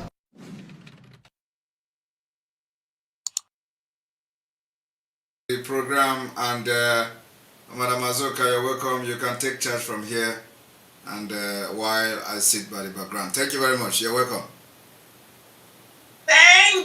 Thank you. Our Honorable Prime Minister of Biafra government, of Biafra Republic government in exile. We are so excited being with you today. This is the first time the Umada coming here to stay with you. This afternoon, we come with a very good news, and then that good news is that anytime Umada comes, you know that it's not just something unusual. But the only thing is that we are making a headway, and that is why we're happy being with you today. So thank you so much. This is the first time we are coming, and of course, in support of everything that you've done, and in support of everything that you have been able to accomplish. It is a matter of who cares to know what the enemies are thinking. We don't care. All we know is that we're marching forward with you, and we know that you're going to lead us. That's why we're supporting you and still support you till tomorrow. So thank you so much, and we're happy to be with you this afternoon. And I want to thank all the media team who have been working, tenaciously to make sure that they perform their duties and they're representing what we are preaching. We are disciplined and they are disciplined. And I know that the leader that we are following right now, which is Mazi Simon Ekpa, is a disciplined guy. So Umada, now to Kwefi, I am so proud to be with you guys this afternoon. And I want to welcome each and every one of you and my fellow Biafrans. Thank you for being with us this afternoon. So thank you so much. We are here this afternoon because, as you can see, the news is getting viral. You know, the Biafran government in exile is working very, very hard. And with all the achievements we've, done so far, we know that we still need a lot of upcoming mega fundraising on Saturday. And calling on everybody. And everywhere you are, please call anybody you think you can call. Invite your friends, invite your well-wishers, because like I usually say that we have only two things in our mind, and that two things is that we are focused in getting Biafra this year. And we are working so hard to make sure that it's actualized. So please, fundraising this time around is not because we are trying to disturb anybody, because it is mandatory that you have to participate in it, because you have only two choices. It's either you support the ESN to go and then fight vigorously to make sure that our nation is restored, or you do it your own self by using your family, using your well-wishers, using everything that you have, your property, to fight for it yourself. So those are the two options you have. So we are inviting you guys this Saturday. Please be with us. Never mind. Ask the Biafran government in exile if we are doing something tremendous. Ask the men on ground, the real men on ground who are working with us, not the criminals that is out there, making noise every now and then, trying to siphon money from people to enrich themselves. Like we usually say, we don't have room for paying criminals this time. We only have room for those who are working diligently to make sure that Biafra comes, and those who are ESN members, not the rogues and criminals that are hiding in the bush, trying to get money from any source and do whatever they want to do. So those are the people we are talking about. And I'm sure that the men have been working very seriously every now and then to make sure that they protect you wherever you are. Protect your land, protect your families, protect your women, protect the vulnerable ones amongst us. Those are the people that we're talking about. And those are the people that have been working for us, and we're making sure that everything that they need is provided for them, the equipment and all what's up, every other thing that comes with it. So those are the people we're talking about. So please, we want to tell you, we don't have much time today. We want to let you know that next tomorrow, which is Saturday, is 15th of April. So we are inviting you to come in a huge way that you've never partaken before, because we have made a very serious milestone. Like we said before, that what we are doing now is, as we work in the show, I don't believe in talking too much or doing abracadabra and doing other things on social media, or maybe looking at those who are trying to distract what we're doing. No, we're not doing it again. What we're doing now is to focus, because we know that Biafra is coming this year. No matter how you want to think about it, all the predictions, all the prophecies that Mazi Nandekanu did during all his sermons are coming to pass. So the last one is the restoration of Biafra. So those are the things. So tighten up your seatbelts. Make sure that you walk with us. Make sure that you get there. Make sure that you do everything within your power, everything within your means, everything within you that will make you, to participate in this. You your children, your family, and everybody. Okay, so that we'll be able to achieve this, support our ESM to get everything they need, because the terrorist states or the Janjaweed are working so hard to make sure that they Islamize the nation, the Nigerian state, or Islamize our country, Biafra, and we can never allow that to happen. That can never happen. We are on a revenge mission. All more than 5 million people that were killed 1967 must be. What are we talking about? We are saying that we have to take them head on. We are going to get Biafra this year, whether Heaven likes it or not.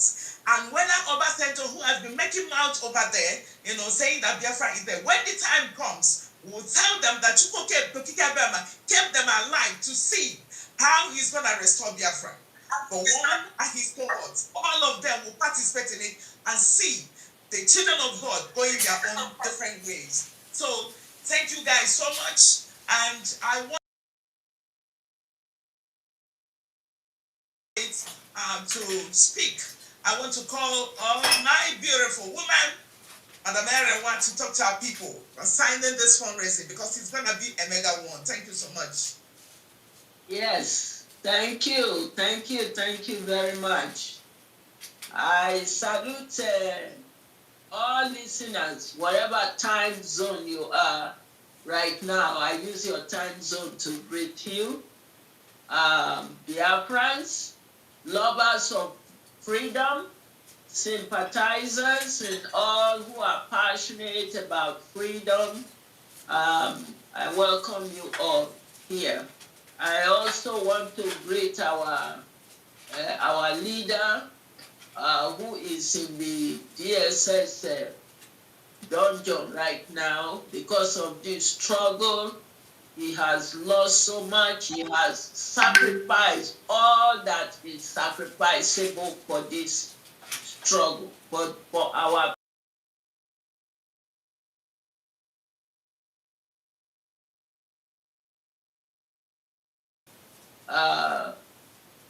Mazi Simon Ekpa, I want to greet the media team. I want to greet my fellow mothers. I welcome you all. Yes, we are here to send a message about fundraising. And I know this struggle, everybody get their role to play. Yes, so everybody get their role to play. You don't get anybody where go sit on the sideline. They do face me, I face you. Not be it. Everybody get their role to play in a very unique way. Contribution to support ESN when they do work, not be the story when they hear ranters, wallowers, the ones where they look for their own pocket. Now they not this na real talk.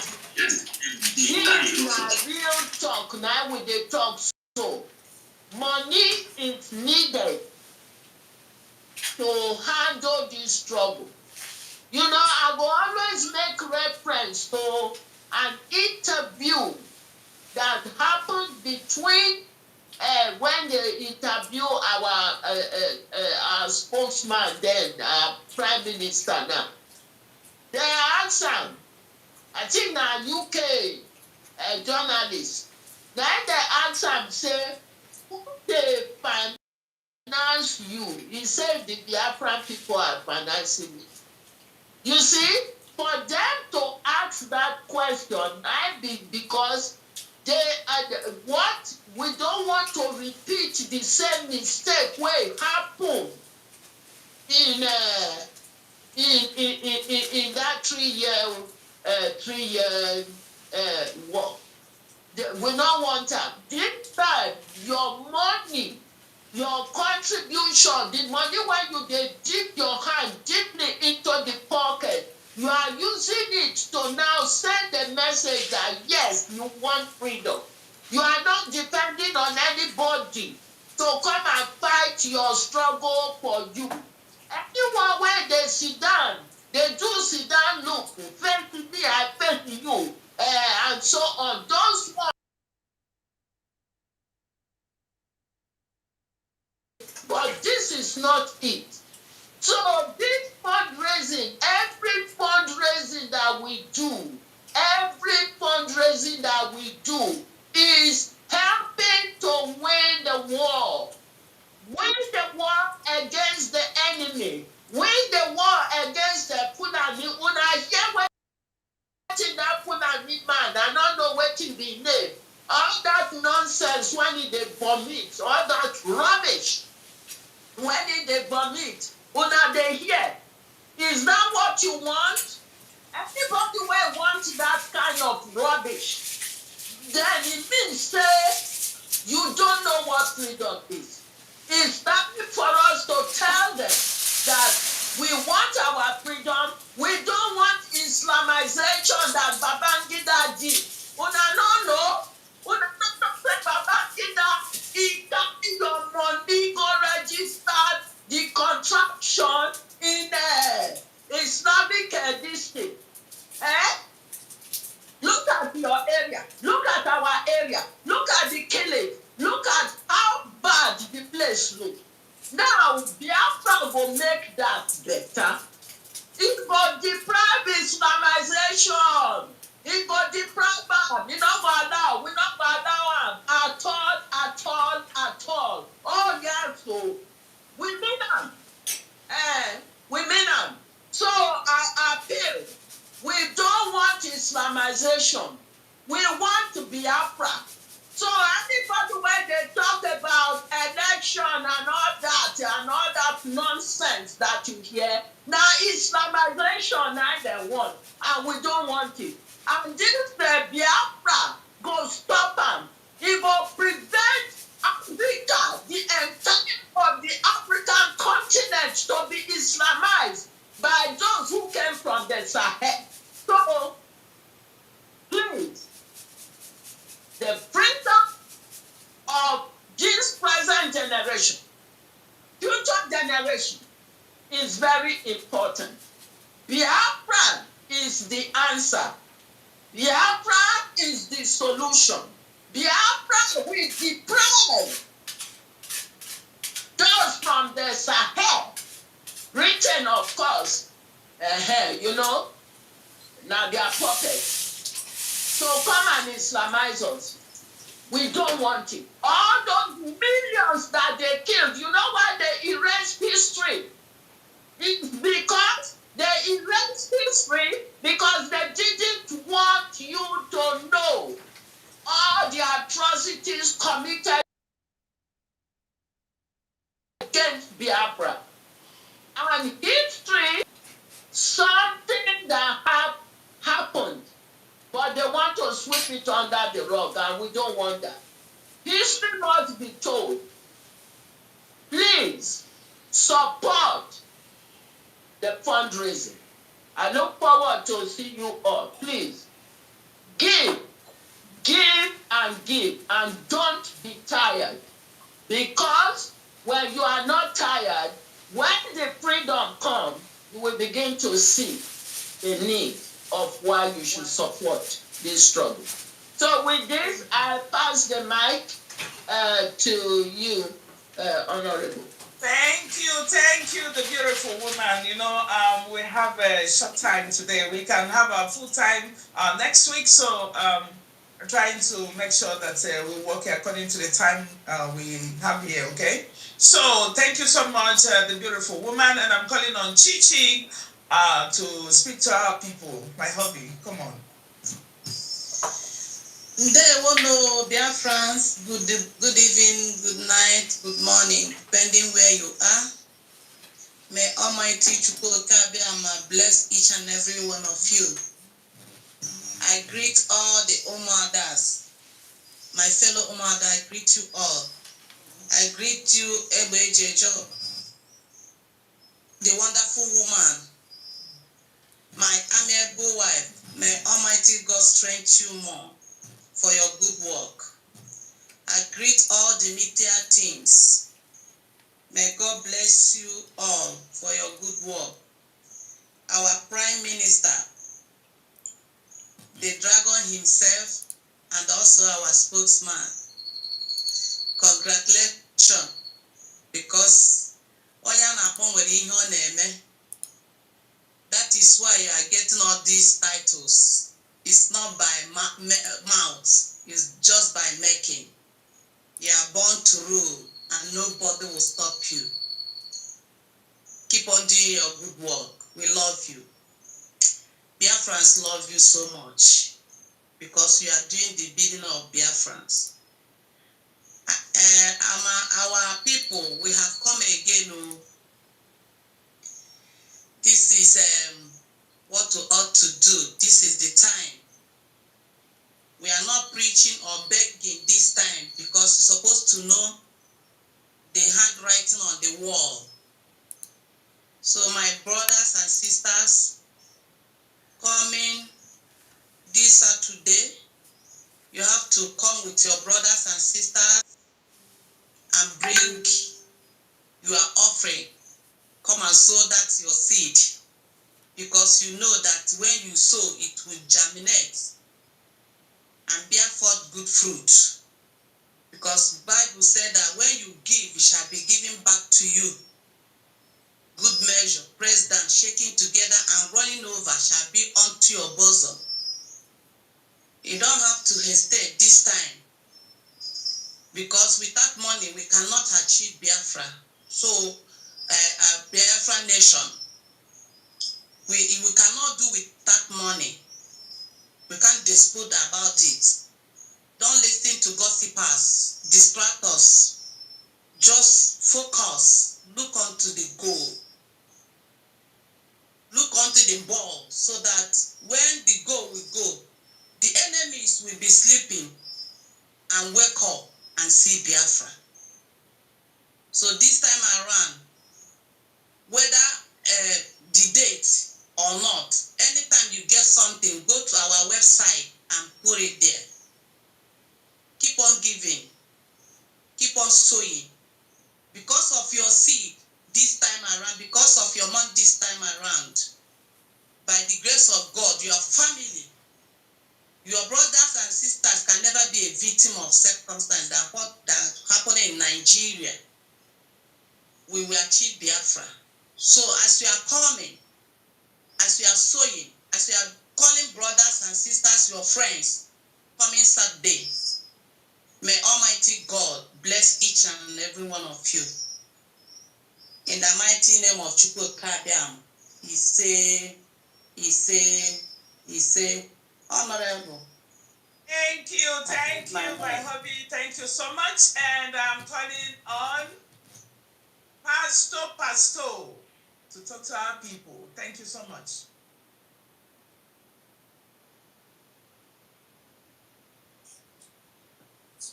Good evening, Biafra. Good evening, our Prime Minister, Dragon himself. Thank you for this opportunity. Thank you for what you are doing, Biafra. Thank you, the media. Thank you, honor. Thank you, Mother, for day and night on sleep. Thank you. We have come to tell you that Dalo nihunu neme, Dalo nakunuge. You know, like Madam Mary was saying that they asked our spokesman, which is yet he now our Prime Minister, is sponsoring them because they are surprised sponsoring them. The camp Biafra has woken and they have risen again, and they are doing it by themselves. They are not waiting for those governments. They are not waiting for it again to sponsor them. That's why we have come here to do and to remind that what you are doing, You are seeing the results. You are seeing the difference. Many are called, but few are choosing. Like it. Joshua and Caleb, the one who take the East to the promised land. And you see, it's not multitudes. Mazinam Dekalu believe in us. Believe that we can do, and that's why he's staying, waiting, and receiving the good news. And our honorable, the woman, and our prime minister, and all the alliance protocol observed. Thank you, everyone. We are now saying that on Saturday, today is Thursday. We just have a day off. Please, it's a mega fundraising. You need to come because this is our tax. This is where we put our offering. This is where we thank God. This is where we bring ourselves to know that this time the ball is in our court. And everything we want Biafra to become, it is now that we will get it.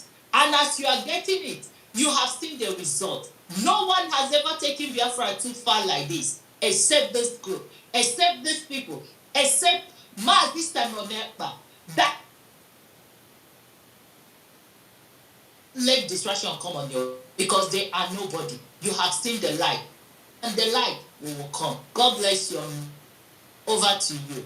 We'll see you on Saturday with one love.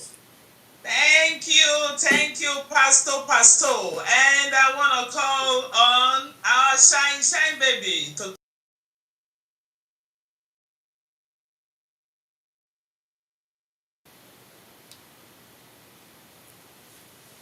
Hello, Honorable. Hello, our Prime Minister, Mazi Simon Ekpa. We thank God for you. Hey, I told you, your enemies will come and kneel down and beg you. I told you, remember? I just thank you for everything you have been doing for us. If I go have no name, and I have a better no name. Hello, Honorable. Hello, our media. Hello, ESN, and they will know our gallant men, our Liberation Army. We greet you all. We greet our leader, Mazin Nandekano. Anywhere he is, may God protect him for us. And I thank all our media. I thank all Biafrans that come here always to watch us, following our leader, our spokesman, our Prime Minister, every day supporting him. Our leader, Mazin Nandekano, told us, go and listen to our Prime Minister, Mazi Simon Ekpa. Share his program, follow him. Now he gave us another commandment that nobody should attack him. We should support him. Nobody. I'm calling every Biafran this evening that we should come together on 15th, this Saturday. We are doing fundraising. I don't think that there is any excuse now that we people we say, because now we people have seen it that our dragon, our Prime Minister, with a job. Hey, Adiego, with our media, the man making because we should come together this time around to bring this money. And we don't want to beg again. The only thing that if people don't want to bring money, there is people that God will send to bring this money, and shame will be upon people. Many people are saying that our Prime Minister will not bring Biafra. I don't know where their eyes or their ear is. Had they not seen everything is already run down? If I'm a dynamic, everything is ready. Maazin Nnamdi Kanu said that we should not be attacking our prime minister anymore. However, I'm very sorry. I want to tell Olusegun Obasanjo, Obasanjo, leave us alone. We are Biafra. No matter, we know that you are already gone, only that you are using children's heart to replace your heart, so you think when you go to play ball in the field that we will say you are still young. You are old winch. You are the one that put that zoo. You are the one that go to carry first tag head and come to Biafra. I remember I was small. When Obasanjo carried that juju and enter that zoo in Nigeria, rain, there is no rainfall for 3 years in that country. It's caused by Obasanjo. Since Obasanjo bring that juju in Nigeria, this is Nigeria today. He is the one that destroyed that country. I don't know whether he want to reach 300 years, but I know that he can never reach 300 years. The day that I'm telling you, the day that we are going to announce Biafra, you will hear it, and that day you will pass away. As you open your mouth to say that Biafra is dead, that day you will hear that Biafra is actualized, and that day you will die. And again, this is the word I want to tell Obasanjo. If I know that during the war, maybe you give some women, you presented some women in Igbo land, you can come and take your children. One of them, Pastor Livingstone, you see, he resembles you. So, the only thing I'm Livingstone, don't you ever disturb us again. Stop posting just to interject, please. Fundraising, and we have given a everybody going forward, and I want Umuada to respect that. Let us not waste our time on people that doesn't exist, that doesn't matter.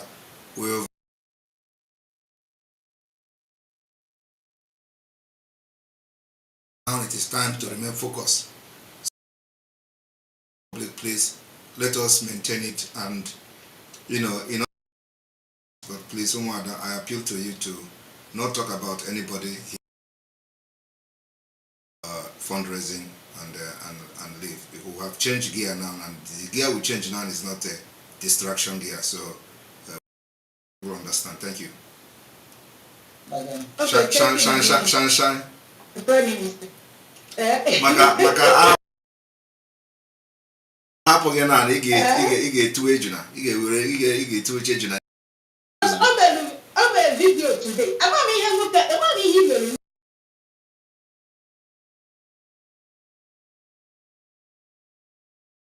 Just allow them to make happen ya ka ha mebe video. There. Please, Biafrans, you people should not listen to anybody. Mazi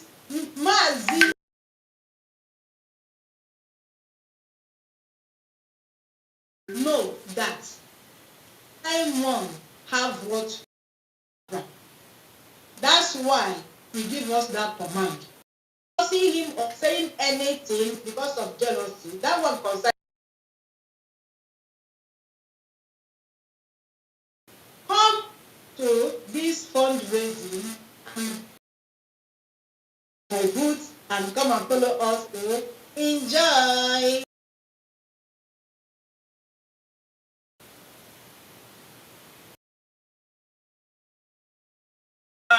There are some of them that are, still working, so I don't think. Before we close, thank you so much, our Prime Minister. We respect what you are saying because we've worked so hard and we've gotten to a point where any noise out there, appreciate everything that you've been doing. But we must send the message. The Ohanes Dendiwo, we are telling you the Umada very sound message to you. Ohanes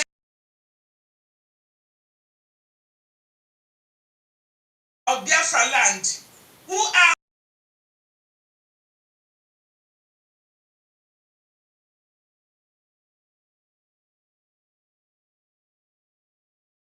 nation, that it is better for you to join the youths. We are your backbone. That you have lost your integrity. You've lost everything, but we still put that door for you guys to join us. We are still now. We want you to come and support your youth so that you'll be able to see people all the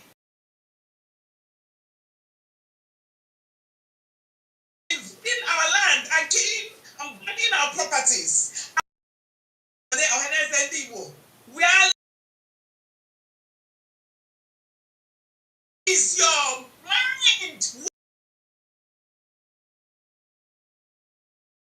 to make your youth what they are, or to believe in your youth in favor of our people? Where he said we can be. You guys, bring whatever you have, because we know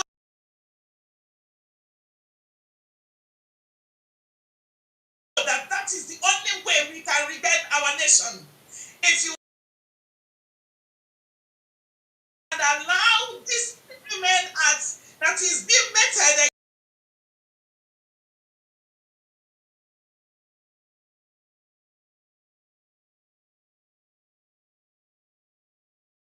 hacking to the voice of God. The masses now the kind of have people are coming. We don't want, we cannot be Islamized. And we reject it, and we reject it till tomorrow. Leave us alone and let us march as God has instructed. Let us be in that nation that God said we are going to go.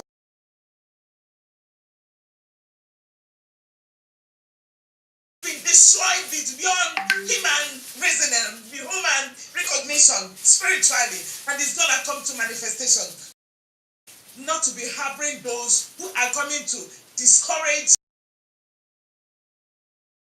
and listening to them, to start doing that, cannot do. So what we want, our hands, our hands.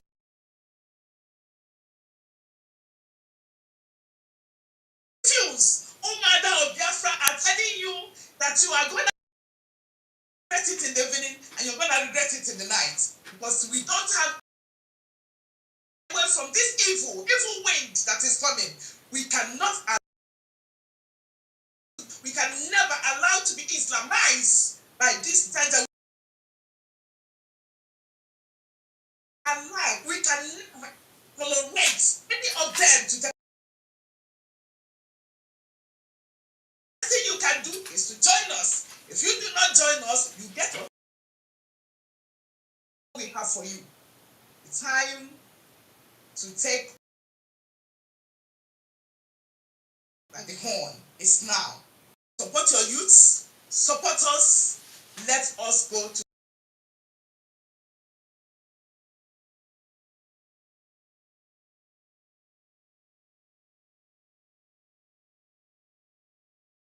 us for Umada to say their thanks, and so that we can round up, because we don't have much time. Okay, thank you. Well, please, can you say good night to our people? Okay. So make I shippo no de juma nowhere. I don't talk am the way I fit talk am. I bet make una come on Saturday. Make we continue this struggle by yourself.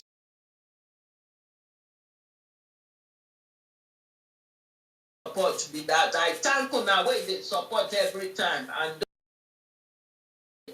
thank you. Ode Juma, see you next time. Thank you so much. Chichi, please, can you say?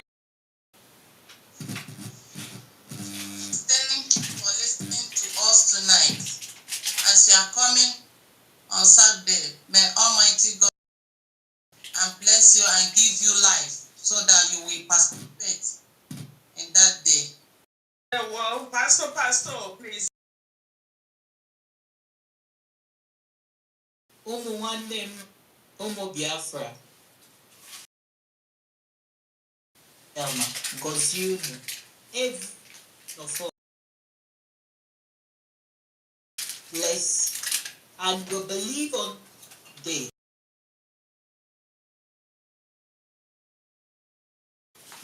and night.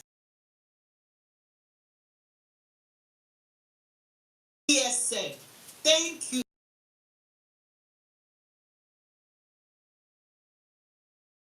Thank you, everyone. IPO, thank you, and thank you. Thank you once again. See you today. Thank you so much. Honorable, please, Mazi Simon said that you should give media 2 minutes to speak.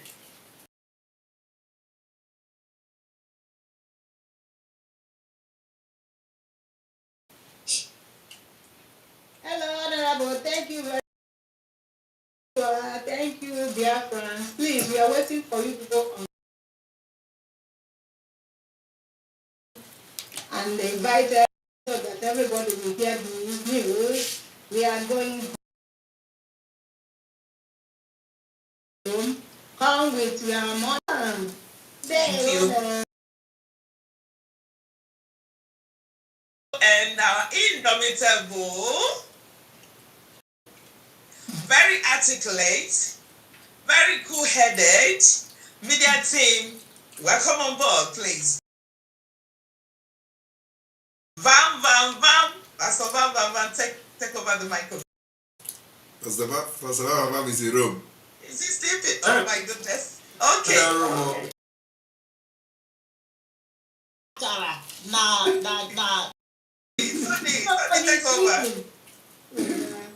Hey, good evening. Bam, please. Can we shut his camera? Because he's already sleeping. At the time, I'll see if we can shut the Bam camera. All of you, a big congratulations to our Prime Minister on the just completed election. That is making the noise that our Prime Minister elected himself. Please, continue feeling fight with the light. Sickness that will plague you. Because you cannot raise a lagoon and transform one thing strong and advancing to the next level. So, and the same formula and tenacity, consistency, concentration, which is our freedom and the freedom of MNK and every Biafran and the restoration of Biafra, we urge you to multiply that than ever, because this is when the dragon and good and beautiful and luring Umuada that are here. I know, I don't know that. Every job. Thank you.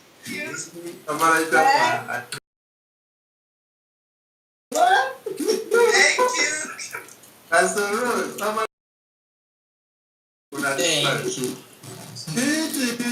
How are you?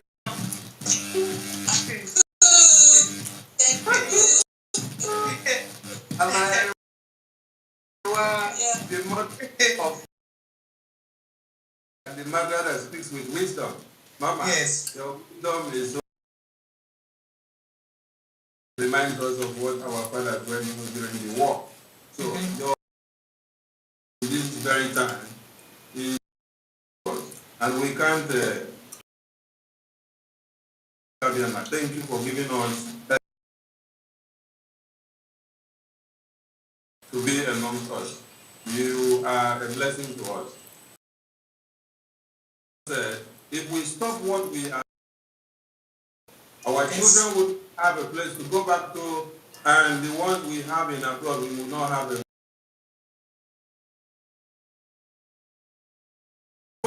taking over Borno, Niger, every day by day. So, north and in the middle belt. How much more if there was no ESN in Biafra land? This is why you need to give, and most importantly, the Prime Minister who made himself the vessel of honor to be useful. Because without him, all your communities, all your villages, 100 times more than what. Because you don't have elders in your land. Even in the north, the elders of the north are the people in the control of power of one Nigeria, yet in the hands of the terrorists. How much can speak for us? So without this very youth of these days standing on the ambers of Malisa Moneta, what situation to speak of. So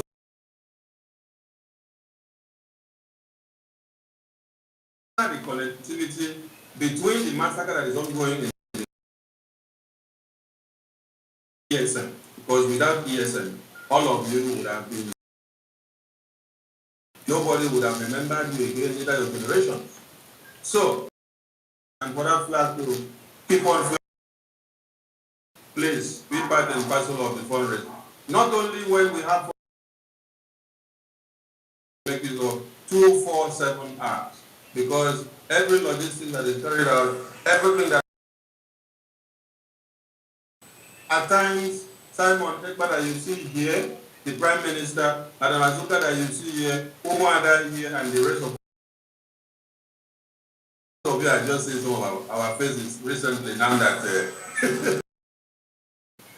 some people are just saying, I don't know them now. Now, most of what have used their money to make sure this don't know about it. So this should not be like the time of resources to 490% of what we did.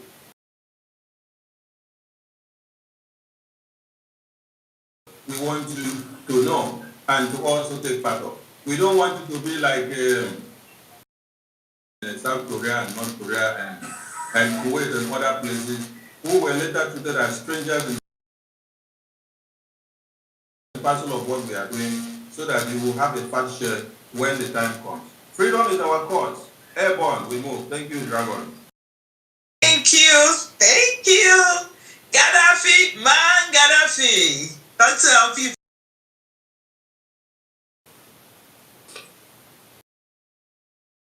Thank you. Oh, boy.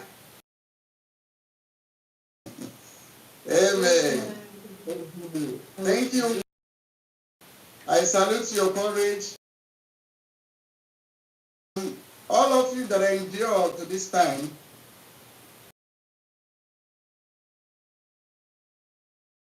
continue, because it's not easy. The courage of all, each and every one of us, because this is a race. I salute you all. I salute the Prime Minister. We have grown matured. We are now feeling on the ball. Us, as we are now responding to nobody. I also salute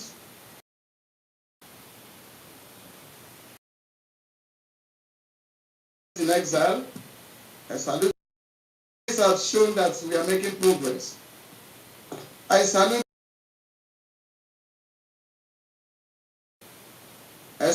your courage, because we are seeing the evidence.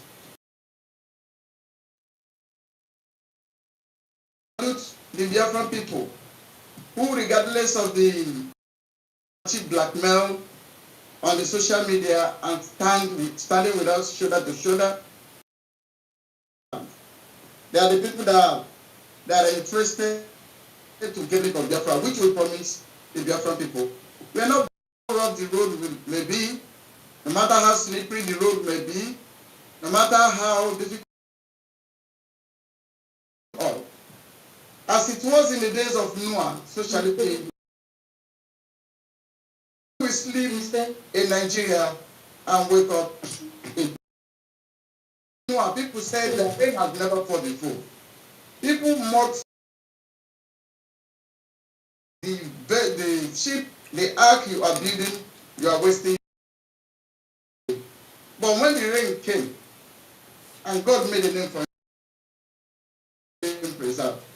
So for this same vein, Biafra is sure. It's only the blind people is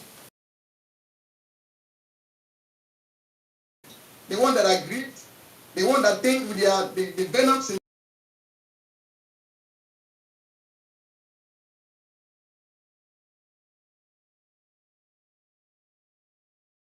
borders we cross.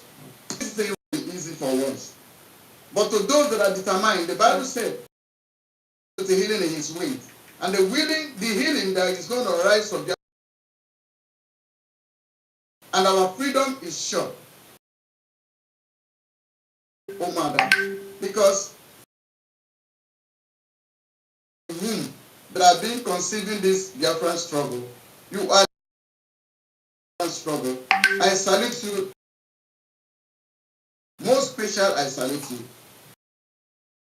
Our Prime Minister, Mazis, you. I thank you for your job. You are doing it the way you can do it. May God give you more wisdom, more strength to keep keeping on. I thank you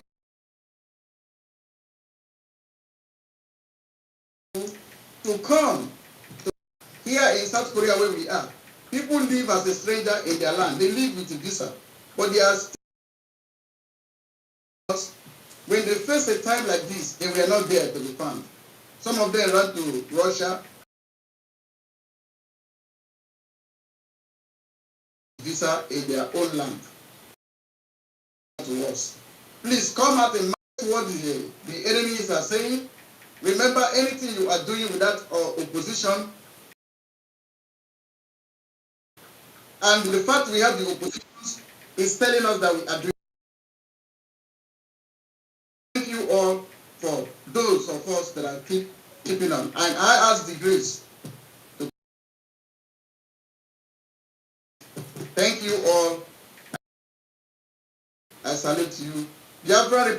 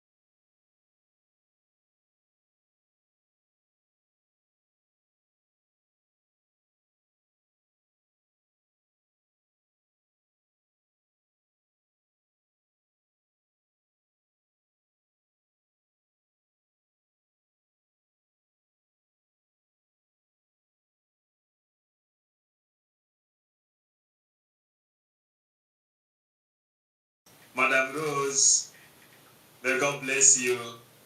Madam Arewa, Chichi, our Prime Minister. What God doesn't know doesn't exist. It is not a surprise what is happening, especially for us, the children of God. We thank you, media team, thank you all Biafrans, because God is leading us according to his own direction. God knows when Israel are suffering in Egypt. He rose Moses, and from there, Joshua joined him, and he liberated Israel. It is not a surprise that Mazen Nnamdi come and he bring our Prime Minister to join him. Biafrans, the step and the manuscript to restore Biafra has been written down long time ago. It is like a wardrobe. If you make a mistake, you try to fix it back again. That is it.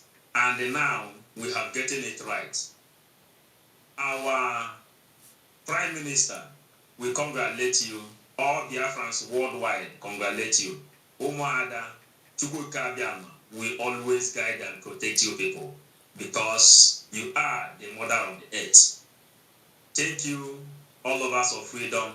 As we move forward, Ohaneze ndị Igbo, they are going to fall in shame and they are going to die in shame.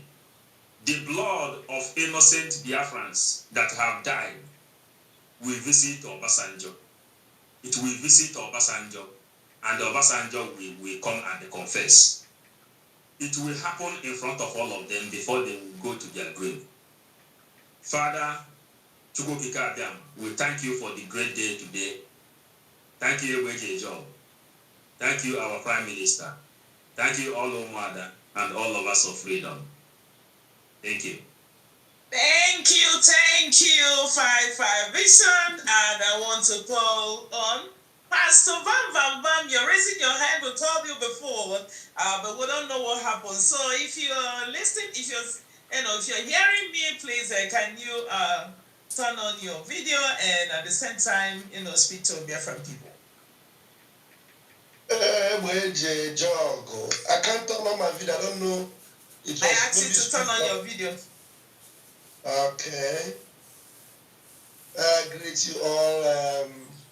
It's been a very busy season for us, and I want us to know that the finger of God is upon what we are doing, and I wonder where we will be now without people like Madam Azoka.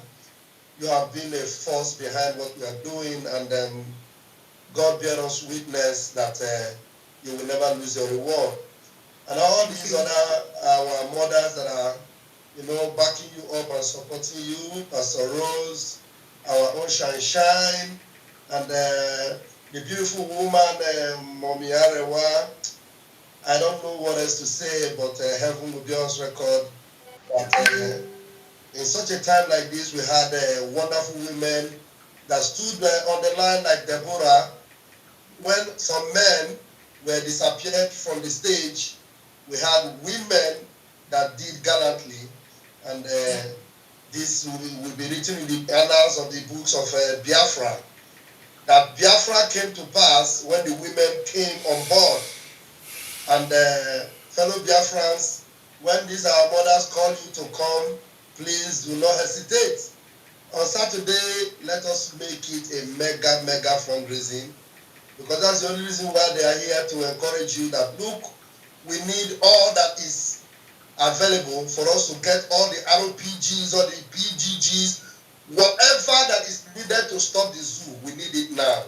We need it now to encourage our Prime Minister so that he will be able to marshal our men and on the front line to make sure that the results are delivered.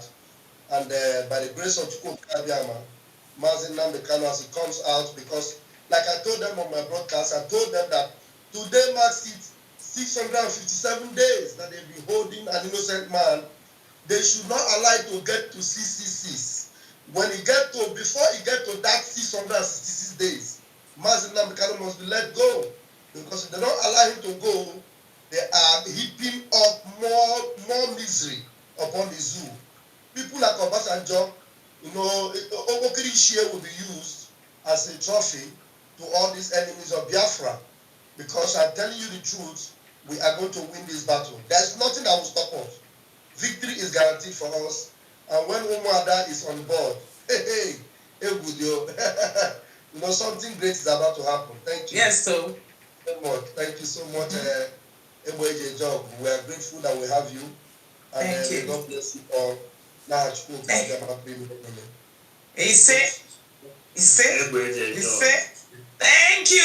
you so much. And Biafra Battles Cry TV, please, can you speak to our people? Thank you.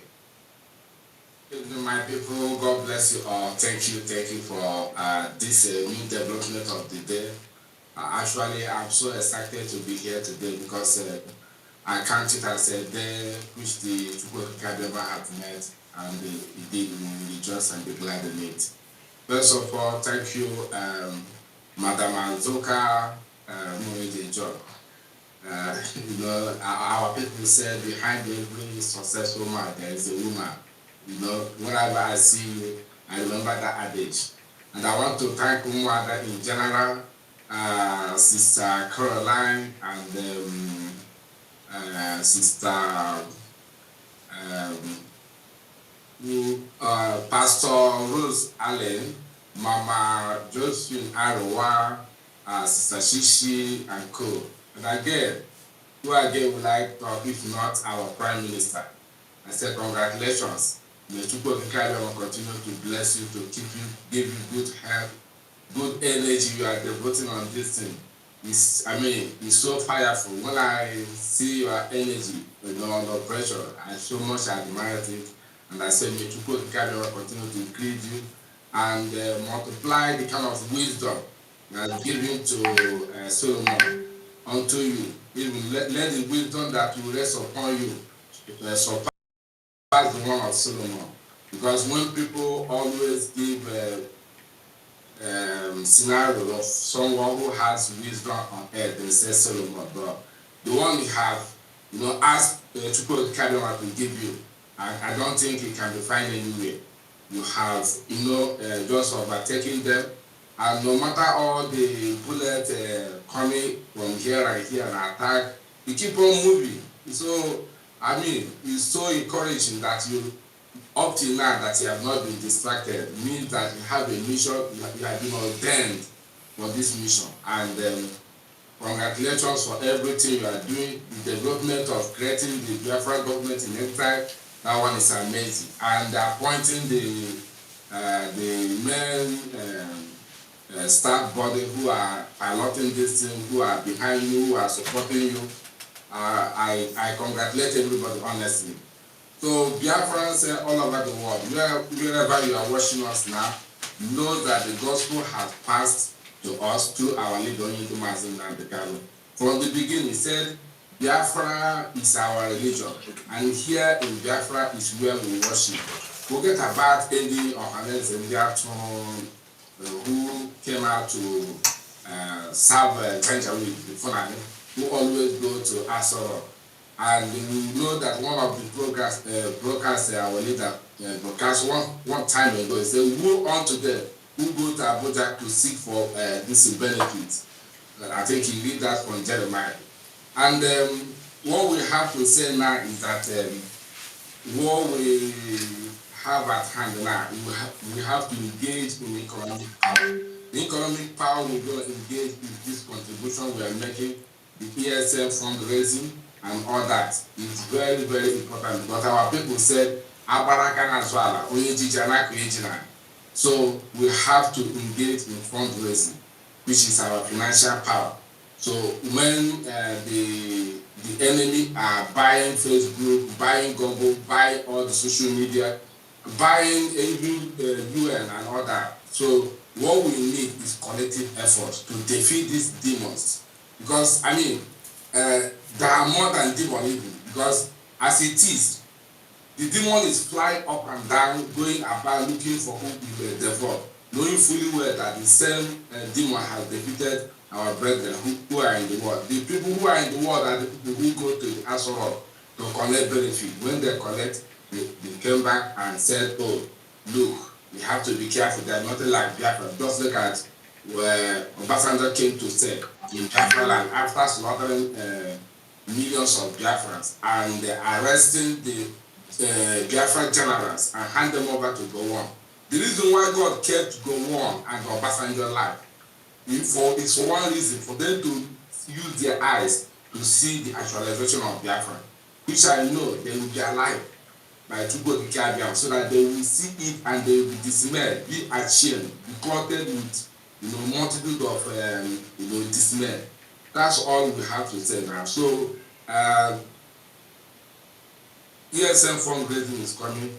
You have to evangelize it. You have to push it so that whoever wants to hear it will hear it, and we'll come together to do this bidding. I thank you all again. I observe all protocols. May Chukwu Kikabiam bless us in the morning, bless us in the afternoon, bless us in the evening. He said. Thank you.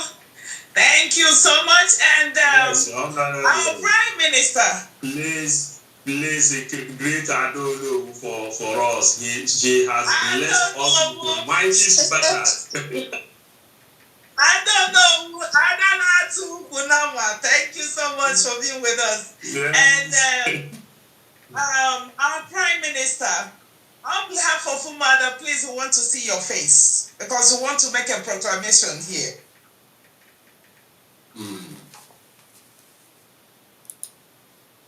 Our Prime Minister, are you there? Okay. Yes. Thank you. The dragon himself. Thank you. And he has graduated to the Prime Minister of Biafran Republic government in exile. On behalf of Umada of Biafra and Martin Nandekano being the leader of indigenous people of Biafra, we are congratulating you for all you've been doing. You were overwhelmingly voted that day. I was the witness. So there is nothing any man can do about it. So what I am telling you this afternoon on behalf of Umada Biafra, anybody that is seeking your head will go down before you. Anybody that will place bounty on your head, Nobody of Biafra will hold the person down until Biafra comes. On behalf of Umada of Biafra, anybody that will raise any arrow against you will throw it on their first and second and third and fourth generation in Jesus' name. And on behalf of Umada of Biafra, we are telling you that we are so proud of you and we know what you're doing and you're breathing, the food you're eating, everything that you do, tailoring towards getting Biafra. Therefore, on behalf of 9 months that every mother here has carried their baby, we are telling you that this baby that we born and this baby that we carried up to 9 months is you, Simon Ekpa. Yes. Is with you. Will go with you. Will want you. Will guide you in the morning, in the afternoon, in the evening. Amen. In our folk.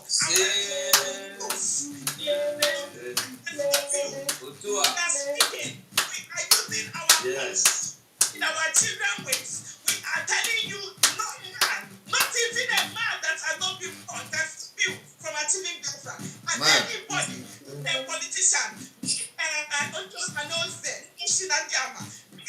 body disfeated will strip you to hold you to stage or to do anything that will go contrary to what you has seen you to do. We are coming against that person. That's what you let the person spoken good generation be wiped out on this planet Earth. The strength we are giving and we are telling you to move with it. Nobody that is you will be Biafra. Anybody that will rise against you, we never see Biafra. And Biafra we must restore. He said, thank you, thank you, thank you, thank you. Thank you so much. Thank you so much. We're with you 100% for the Biafra comes. Thank you, thank you, thank you, thank you, Mother. Thank you, Mother. Thank you. Thank you. I thank you all.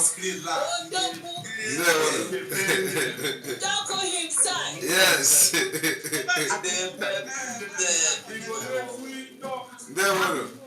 will be doing them. You know, it's a good. It's a good. I gonna agwa that na nke meru joy emekwozo because they are going to write it. Yes. They are going to report it. Yes. Whether it is negative, it will be for our own good. Yes. Whether it is positive, it will be for our own good. Yes. Our mistake will turn around to favor us. Yes. Everything we do, whether it is right or wrong, it will work for our good. Until Biafra is restored this year. Yes. We told them that now, where we are now is that it is no longer just on ground. We have taken it to international level, to the highest level. Yes. Yes. I cannot appear zoo. Woto. The European Union will be hearing it. America will be hearing it. What we are fighting is the future of this world. As we are fighting for Biafra, we are fighting for the future of Europe. As we are fighting for Biafra, we are fighting for the future of America.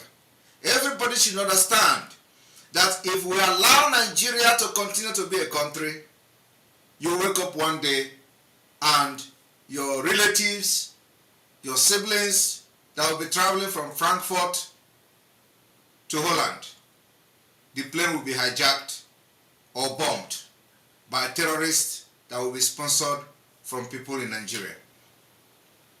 And that is why when we are fighting this thing, they thought and they are thinking that we are just fighting for ourselves. The fight for Biafra is a fight for others. And this is a research that has been conducted and confirmed by the American Intelligence Agency. The Taliban of Nigeria, called Boko Haram, is looking for a safe haven. Once they capture Nigeria, they make Nigeria a safe haven. From there, they will sponsor terrorist attack in different parts of the world. This is something that is going to happen. Only Biafra will stop it. So those who will be thinking that we are fighting for Biafra and they will sit somewhere in their offices and say, no, continue to stay there. I believe that by now, after this election, their eyes must have opened. Because the same way I am shouting now was the same way I was shouting before the election. And the election come and everybody have seen it. And again, we are vindicated. The same way I am shouting now. The only difference is that the time will never come that we are going to say, oh, we are vindicated, because we are living. With or without their support, we are going to fight our way out this year. And the game has started. The awareness we are creating now is that it is step by step, and the template we are following, we are getting the results that we require. Now the government in Ezra have been activated. We are going to be making noise how we are making it, and at the same time making sure we build alliances, agreements with nations, organizations, those who care to listen. And as we are doing that, the Biafra Liberation Army will be on the offensive in the name of self-defense, fighting against those coming to kill our people. And when information will be going out, those people that matters will them. Forget all those ones that they say, okay, we have been writing for many years. We will continue to write even the last day Biafra will be in Nigeria. Because our activities from now going forward will be ringing bell. And it will ring bell and it will ring the bell when the thing goes to their desk and to their different offices and their table. So we know what we are doing. Just the support is what is needed. It is the right time to bring that support, because it has never been this possible ever in Biafra struggle. And we are going to move the mountain that has never been moved before. And that is why people should understand that when God is ready to liberate his people, every impossibility becomes possible. And with ease. That is what is happening now. So I only pity those who have been in this struggle for many years, only to come now and use envy and jealous and derail. I pity them, because after all this suffering for many years, it comes to this point, they are not part of it. It is really heartbreaking. But those who find themselves still in the struggle should make everything possible to protect it, because where you are now, you don't know until 2 years' time. You are going to know that you have done the best thing to your lineage and to your family, is to be part of the struggle. Hang on, that you fight, and write your name among those who fight to liberate Biafra. Biafra is going to be one of the best countries in the world. We're already laying the foundation. The foundation, the plan, the blueprint of Biafra economic development, the blueprint of Biafra innovation, how the economy of Biafra will be developed, how we are going to build the economy, build our cities, have our green energy. We already have the plans and the proposal. And we are going to start dishing it out to the public for everybody to know that we're not hiding it. If you like, copy. But we want to show you that we're not just doing this thing because we don't know what we're doing. We're ready to build our nation, and we are qualified to compete among nations in the next 5 years. So what we are doing is that we are going to be presenting to the public all the strategic plan, step by step, and the next 10 years, what we plan to do in Biafra land. It will be public. It will be the government website. Our map will be out in a few days' time.